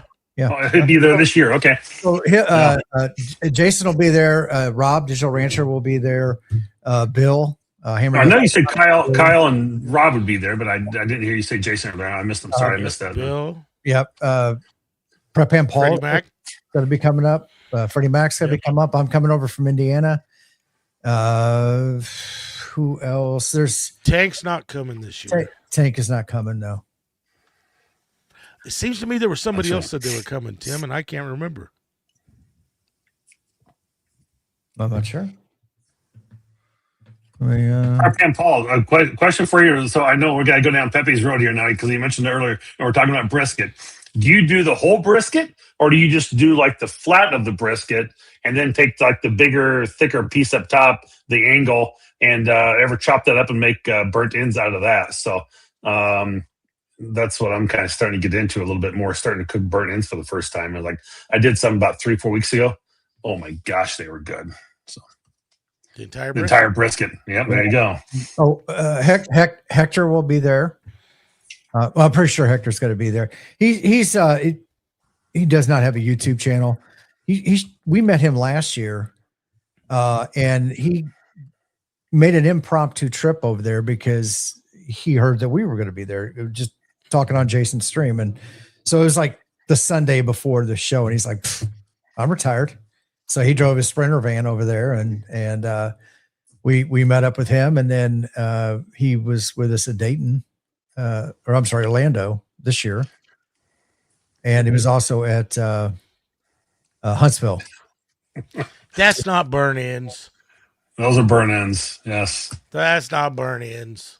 It's not That's not. ain't much burning going on. I probably should have cooked them a little longer, but I also trimmed out a lot of the fat, so I don't like all the fat on my meat, so I trimmed it pretty lean. So that's where all the flavor is, Marvin. Brandon in the chat. I know, but I just there. What's that? Brandon in the chat. He's going to be there. Brandon will be there. Cool. Mm-hmm. Yeah, he wants to get with me. He wants a close photo park. There's several around the fairgrounds. Oh, I thought I thought you were going to say he wanted a close up photo of you. No, what's a close photo park? You know, I was actually. I would break the camera if they did a close up of me. I was gonna say to Chris when he was on here that being a semi-celebrity YouTube there, I signed a lot of autographs last year at Moore Expo. What it was though, it was the signature receipts for the credit card purchases. But I'm counting it as I was just about to stand on my chair because it was getting awful deep. And yeah, well, Kelly's going to be there too. Kelly's awesome. Yeah. But Steve from Alpha Tennis will. Yep, he'll be there. He'll be there, and he's been there the last couple of years too. Prep and Paul, I had me sign his chest. I hear next with the right Sharpie, I might even sign. Well. It was kind of funny last year because Grandman Poto was measure. just getting the Ham Radio Kids table going. He ran around sticking cameras in all of our faces. Yes, I did. Making us do intros. And I mean, you didn't know it was coming. He just all of a sudden walked over the camera. All right, you're going to do an intro for me. That's hilarious. Yes, I'm going to start doing that again. That was fun. I did not do it at Orlando this year, but I'm going to just give him a little 3x5 card and say, "Here, read this." Oh no, he put us on the spot. I just basically Just hand it to him. Read this. Yeah. What? Yep. No. Just basically what's your name, your call sign, if they had a YouTube channel or whatever, and ouch. And you're watching the Ham Radio Kids table. Yep. Nice. Yeah, and that's pretty cool. That's a good idea. I like that. During the the 2-minute intro or the 90-second intro that you put in there, at least it fills it in, and then I would mix them up a little bit. Now I'm playing around with the AI music, which it is what it is. Yeah. Julie system. Guys, I'm going to back out for just a second. I got to take a quick call and let you guys run through the cycle. You got control from running here. Yeah, I'll play. Oh no, we're in trouble. Oh no. No. We're not in trouble. Josh, in trouble. Yeah. So I finally got my little stick together. I'm not touching that one. Shut up. Hey now. So, let me figure out how this stupid thing works. Oh yeah, here we go. No, this way. I'm stupid. Yep. So yeah, it's just got a little light on it. And it's on my tripod. So that's what I'll be running around with. So you're gonna get more Where? exposure? And more? Yeah. You know, I love you guys, but you know, it just it's a little too much. Well, you need to plan for it next year.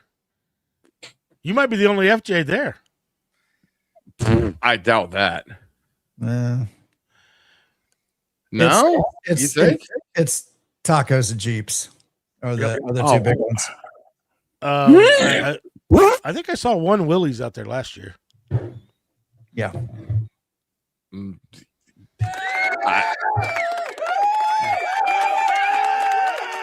See, Tim shows up in his Bronco. He stands out.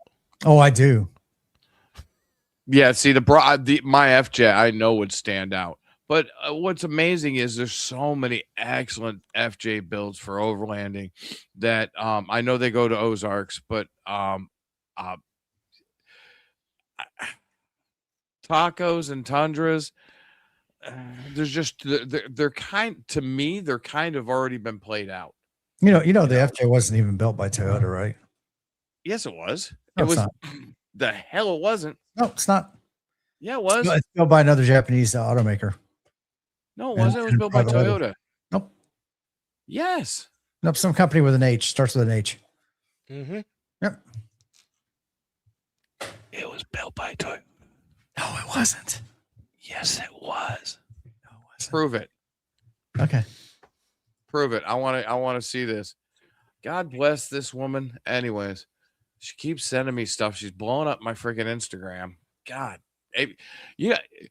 It's terrible when somebody starts sending you a bunch of stuff and your Instagram, just your whole freaking algorithm just goes completely sideways. It's like, what the hell?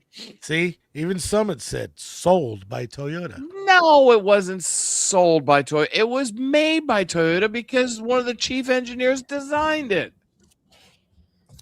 It was built by Hino Motors. Hino. Yep. Hino is Toyota. Doesn't say, it would say Toyota then, not Hino. Oh my God. That's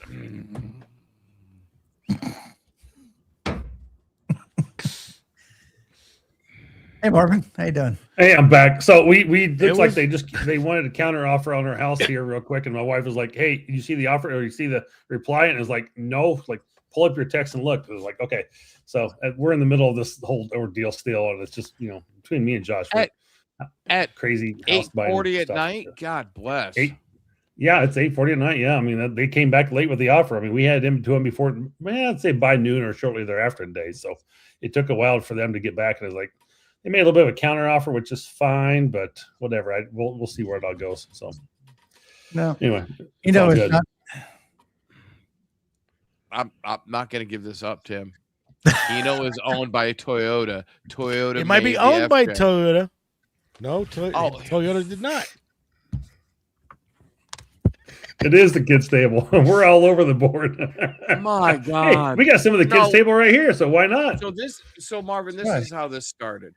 So we were just talking about the different vehicles, and the Jeeps and the tacos pretty much rule the roost down at Moore Expo, and somebody said that Tim's truck, his Bronco, would stand out. I said my FJ would definitely stand out, and then Tim's like, "Hey, your FJ wasn't made by Toyota."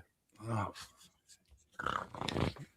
It's like Summit said. That's like saying Textron built Bell helicopters because Right. they own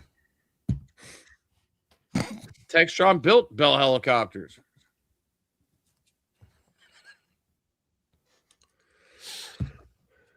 Yeah.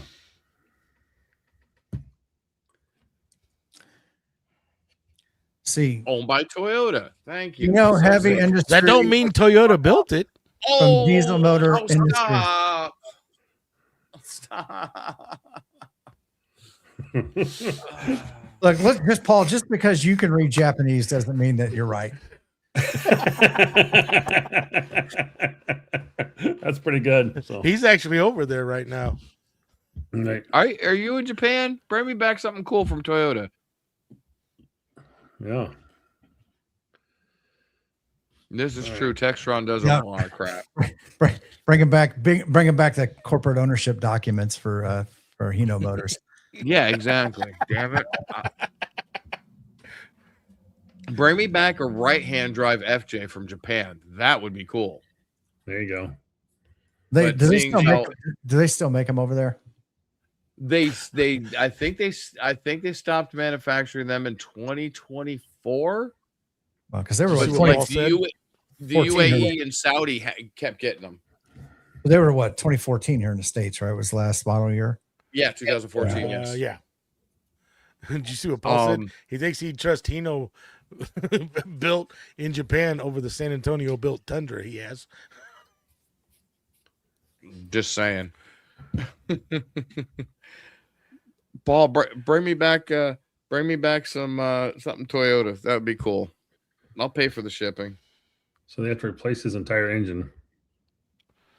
Oh, you Oof. can buy JDM engines. You can buy super And it's low 2024. That's rough. That's not good. But hey, if they're paying for it, they're replacing it. I guess good for them. So I mean, it sucks for you, but I know Well, guy last time. I think the last thing he has a Chevy truck, had to replace his engine like less than 10,000 miles on it, and it took him 6 weeks to do it. So I was like, Well, holy that's crap. Chevy, so you know. That's all of them now. That's Yeah, every this is manufacturer true. out there now. They're just puking them out left and right. Oh God, this is almost like the rabbit and hare show, or the tortoise and hare show we had last night. Jesus, it's all off the rails. Well, that's just like Toyota's brilliant idea. I can't remember what year they did it with those transmissions, where you didn't replace the fluid in the transmission. I heard they put a Was diesel all sealed? engine. It What's was that? all sealed. Really? You did not replace it. So Did not when you replace started having what? problems with it, you had to replace the transmission. And Yeah, I can't remember exactly. what year it was. My FJ has a completely sealed tranny.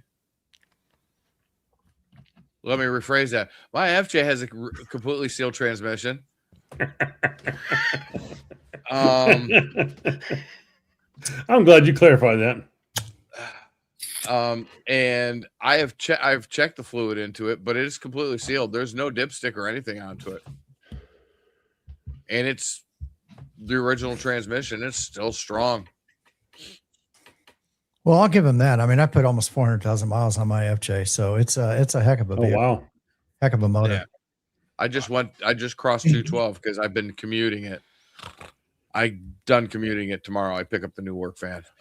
I was gonna say, are you having to drive your personal vehicle to and from work now? Or you got another work company vehicle coming? No, they just assigned me a little Ford Transit. It's a 2024 Ford Transit, and it's a sneaker.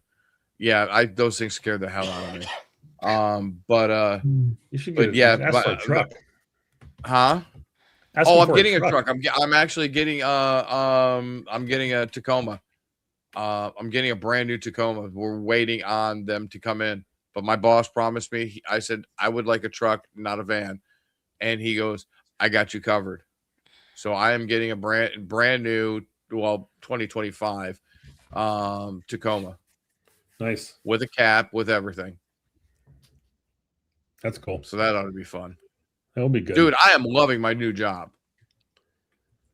Absolutely loving my new job. Are you doing kind of what you're doing before? Yeah, I'm doing exactly the same thing. I'm doing exactly the same thing I was doing before. I've actually done a little bit of teaching this week. And we have a skills trade kid in from the Navy. Hell, he's an E5, Navy E5. But he's doing a skills bridge with us. So what that entails is 6 months before he ETSs, he gets to go and get a job, but the government still pays him his salary or his money, and he works for us, and he's learning a new trade. His rates in IT something or other. I don't know. Tim will know. Yeah, I think I call him IT man or something like that. Or Yeah. So that was the rate that was became active after I left active duty. So, but yeah, so he's learning. He's a cable monkey, though. You know, he's cable monkey and what he calls a green radio operator, which is the Marines radios. Basically, they're literally cart green radios. I was like, Wow. why do you call them green radios? And he goes, oh, because they're green. I was like, are you kidding me? Makes sense. Harris. So, There you go. Absolutely. Toyota's trying. What's going on, Paul? Mhm. Uh-oh.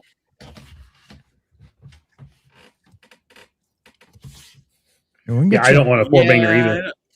I don't know. The Toyota, I mean, you know, is it a 6 or an 8 that you have now? It's probably the 6. I'm gonna guess. You said it's an 8. I heard that they in Japan they put diesel engines in the FJ. I don't know if that's a rumor or not, but I'd like to know what engine it is and order the engine, the wiring harness, and computer. That'd be pretty freaking cool. Yeah, Bob Stone. Yes, they are green. So I'm looking at Hino Motors history. These guys make these big heavy duty trucks. Oh yeah, they make. And there's a rally. They actually have a race team, and there's a rally race of these big giant trucks with like tires. It's Paris to Dakar. They have huge races. This looks fun. I'm gonna have to check it out. Like the tires on this truck look like what we would put on a big Hemet or something like that. Yeah. They're like 48 to 52 inch tires. They're big. That's just big boys. I don't want to pay for tires that big. Well, I'm going to scream when I have to replace my 20 inchers. Yeah, dude, if you're running through the desert, it doesn't matter. You can run over a truck or a rabbit. It don't matter. See what he's running right here. They actually are not too bad from my experience. I prefer a four banger diesel, and they do put diesels in FJs and Hiluxes and a ton of 1/8, a quarter, and a half ton pickups. Huh.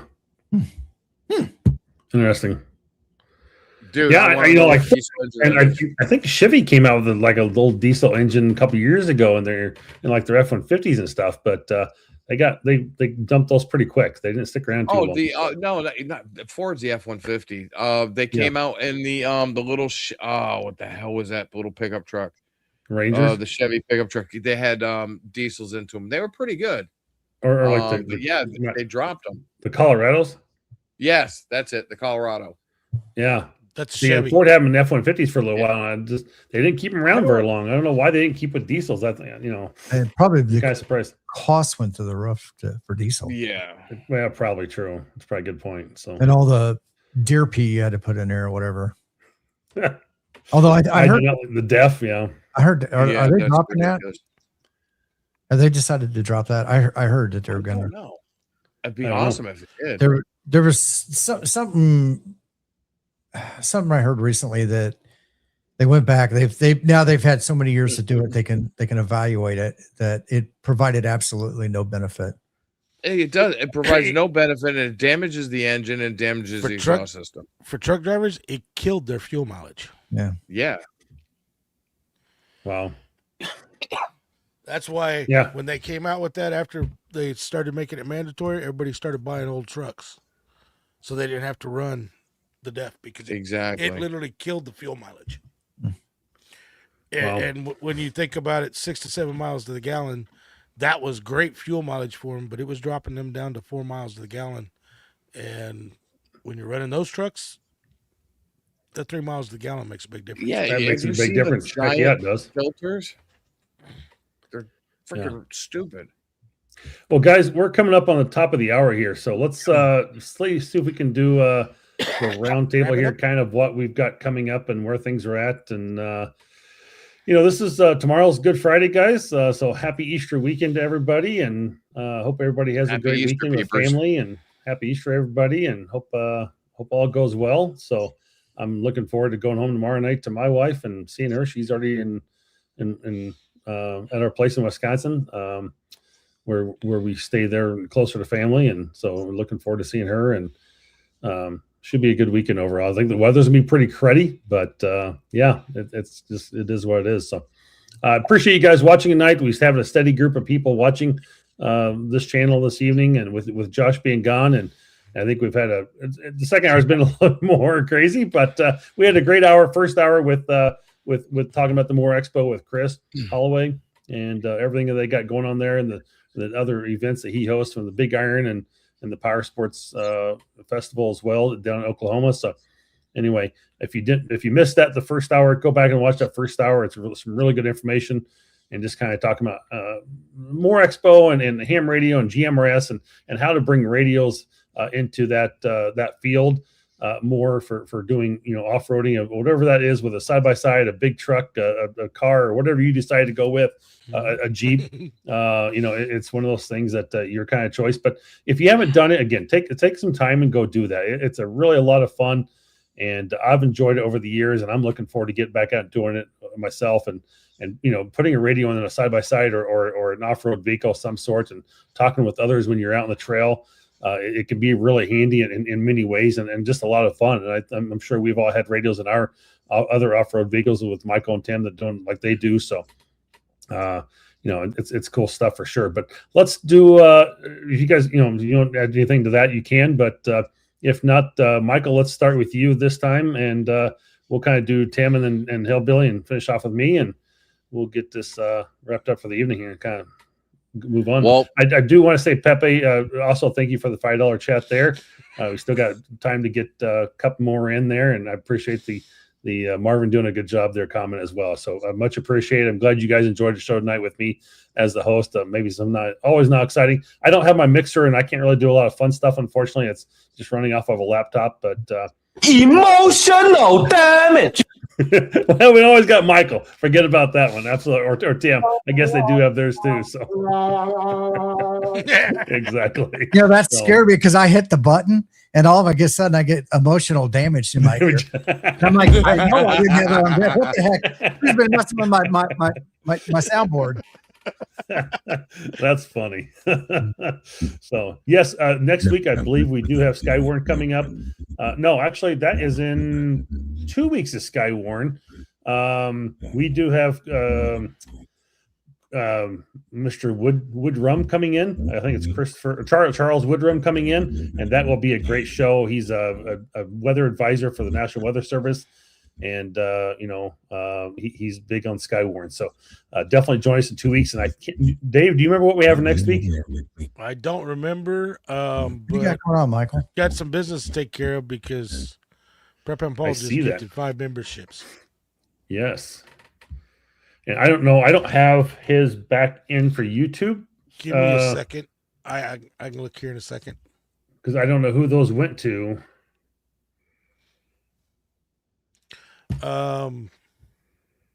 Look at Prep and Paul.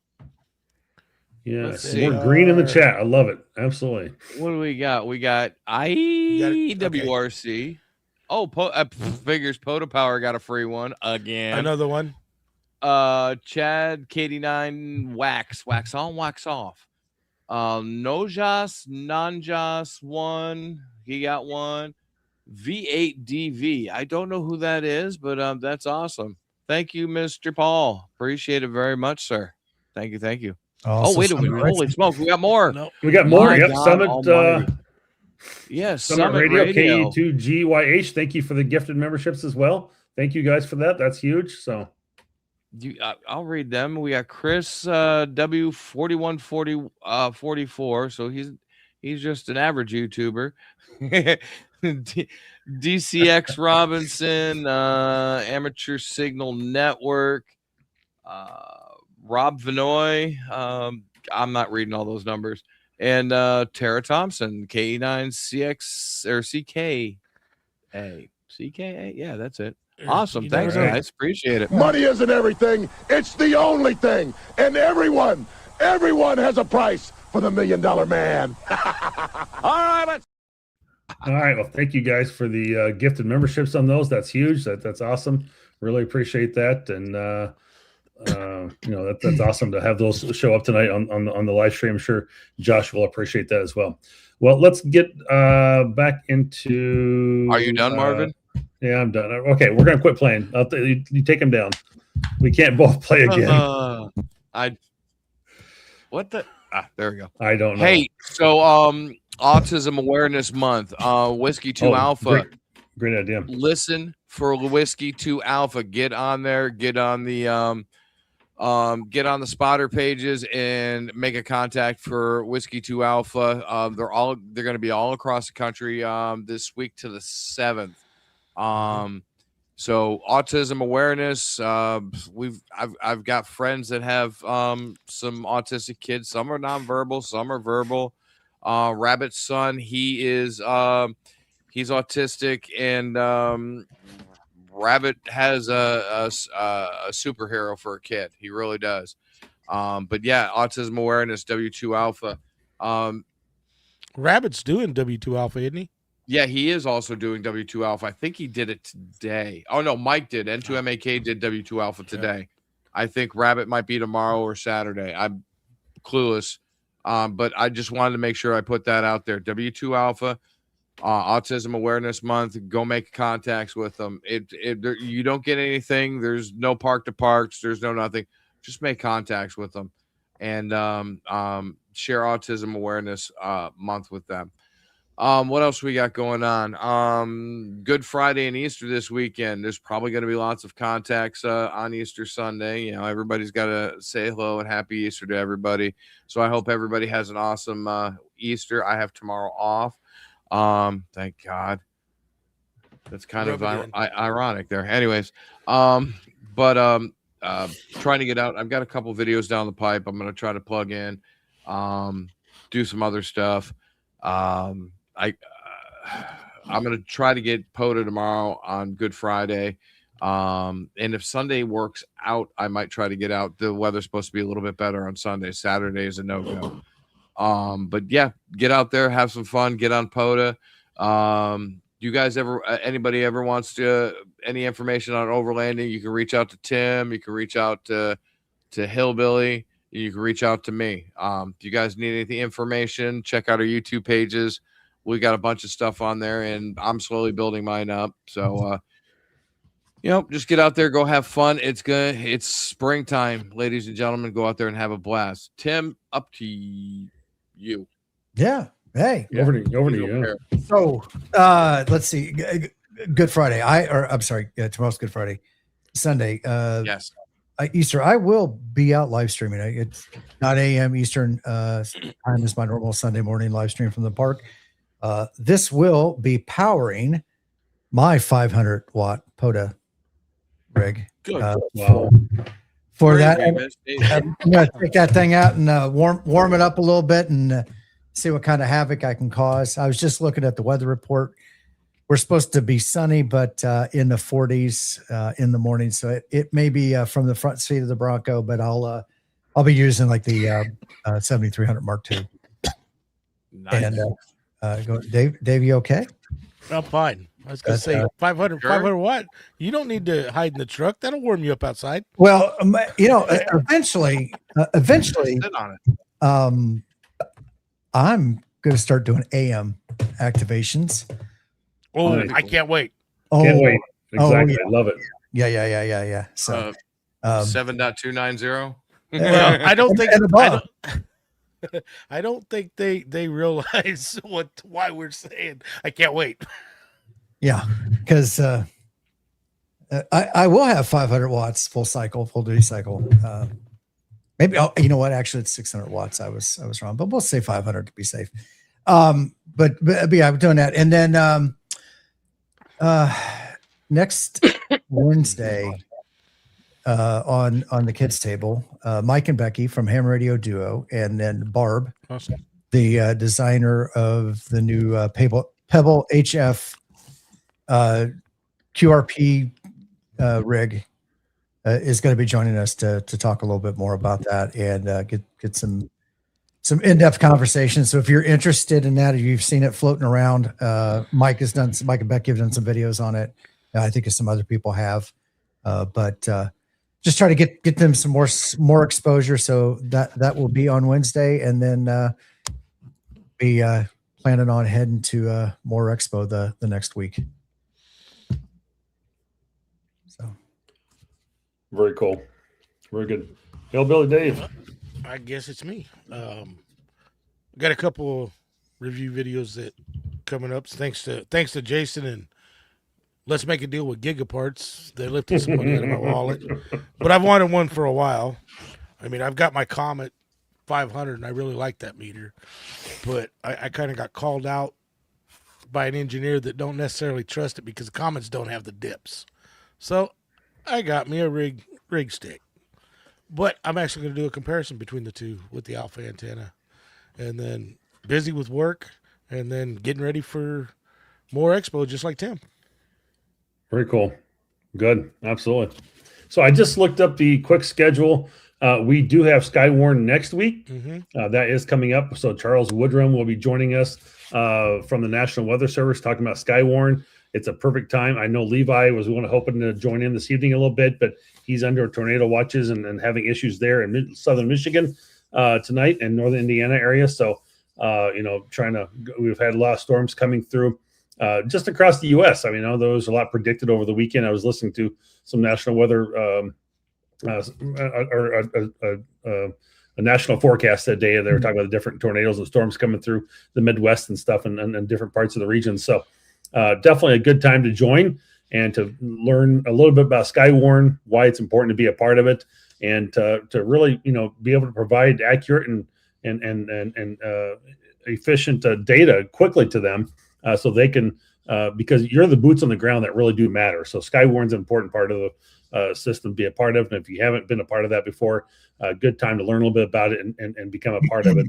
The week after that, we'll be joined by Casey K3SBP, and he'll be talking about PodaCat, how to remote any rig, and doesn't matter what rig that is. It doesn't have to be a digital SDR. So he'll be showing you how to set that up and run that. And we're looking forward to that episode as well. So we're able to pull him out and get him some time with him. So that's going to be very cool. And then from there, we'll move into a mobile shack setup preview. And if you haven't started sharing your mobile setups and stuff on Discord yet, I will make sure that gets set up in the next day or two. That I thought Joshua was going to set up a channel on his Discord for that specifically. And if it's not on there, I have not been on there in the last day or two to really check that, but I've not seen those photos come across. So we will make sure in the next 2 weeks to share your mobile photos and start getting them on there. We'll create a channel specifically for that. So sorry about that didn't happen last week. I'm sure Josh with his moving, that has gotten a little bit on the sidetrack of things. So between me and Michael, I think we're both Discord admins. We can probably get that created and add that up there. So we look forward to have you joining us on the next couple episodes. And again, we should be pretty good. I don't really have a whole lot on my channel coming up. If I can get a podcast out, probably it'll probably be next Monday. I'll probably do another podcast again. I'll get that recorded before I leave. And I've got a couple of things I'm trying to get just other channel things caught up on. But my evenings this week, I had a winter field day meeting. I will give you the hint and the quick heads up now from Winter Field Day. We should be releasing this in the next couple of days, that we are asking for anybody that is a little bit of a graphic artist or does, want to create some type of art and they're really good at it. We're looking for a Winter Field Day theme image for 2026. And all the rules will be coming out about that and what that setup is. And, who will become the winner on that is anybody's guess. But we are asking, only thing, not the major thing is it'll be an SVG file. And two is it's not going to be an AI file. So you can't just go out to AI and use ChatGPT to create your image or Grok or something like that. So we want this to be a real, put together image of some sort for Winter Field Day theme for 2027. It's going to be our 20th anniversary. So we're looking forward to that as well. So hope that people will kind of take advantage of that and you'll end up with somebody with a winner and a prize pack. So that should be pretty cool. Well, I saw your guys' post that you're allowed FT8. Yeah. That was a little April Fool's. I'll be honest, that one. So absolutely. No, we're holding you to it, buddy. No, holding you to it now. I bet, We I get bet you are. FT8 on Winners You and Field everybody Day. else, I bet they are. Yeah, right. If it was on the internet, it happened. Right. Yes, long. Michael. I put the link to the Discord server in the chat. There is a slot down there at the bottom of the text channels. It says show us your mobile shack. And Did you just create that, or was it already there? It's already there, and one person right now is actually typing or posting something as we speak. He will be the number one person, John AI5ZZ. All right, cool. So show us your let's go mobile see your shack. mobile Come on setups.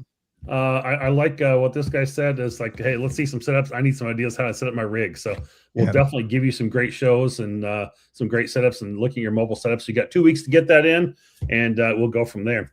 Well, with that, guys, anything else from the crew here, from the panels this evening?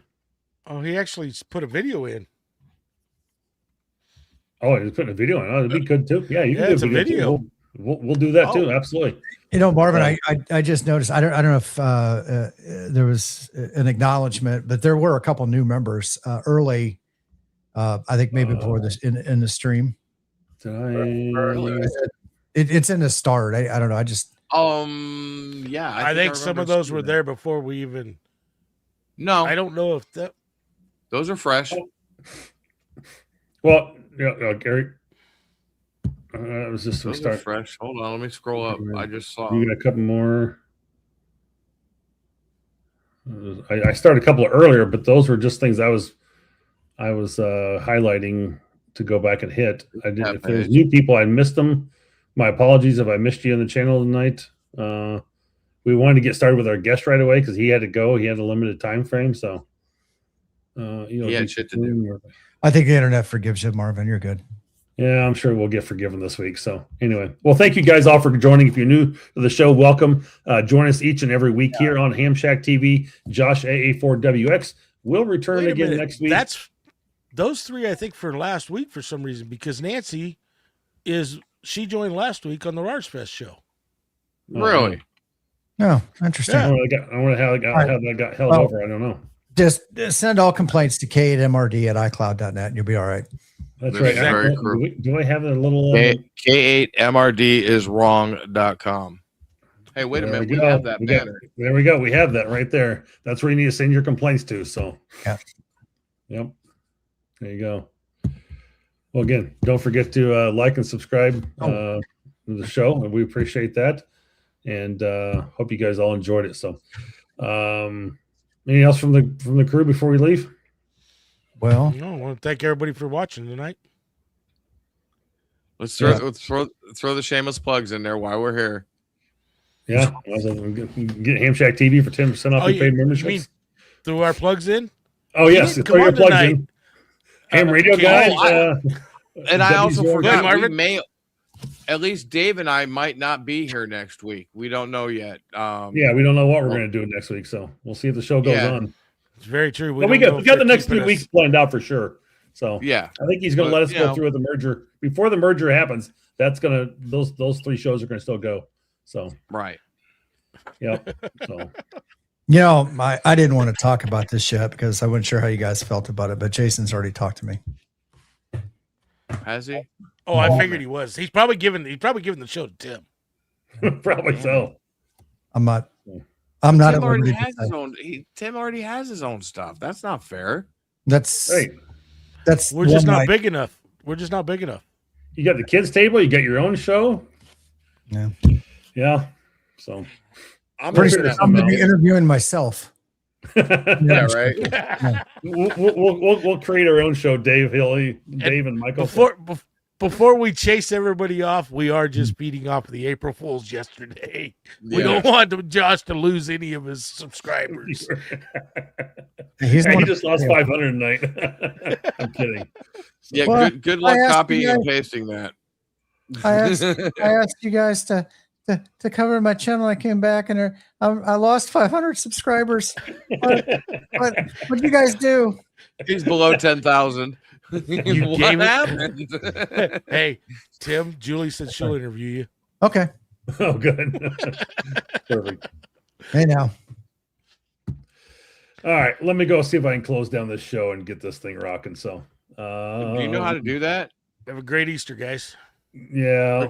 Julie says she'll interview you. Happy Easter, peepers, and have fun. Gotta get the music going here too. If we can get her going. Bye, all. Oh my God. Oh, there it is. Man, I thought you were gonna play a little bit of bump and grind song. I know. I was starting to wonder for a second. It's like, come on, where is it? Where I was looking for the right one. I know which one it is. I just trying to find it. So, Yeah, you're still all right, live. guys. Your mics are live. Yeah, we Yep. are. All right, guys. Well, thank you for a great show tonight. I appreciate it, and we do. Glad you enjoyed the show, and hope you found it useful and good information there. And we will catch you next week.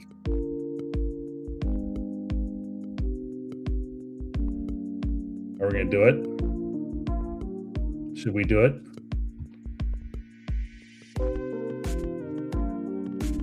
Have a good night, guys. 73, enjoy it. W0 MET, Marvin. Have a good night.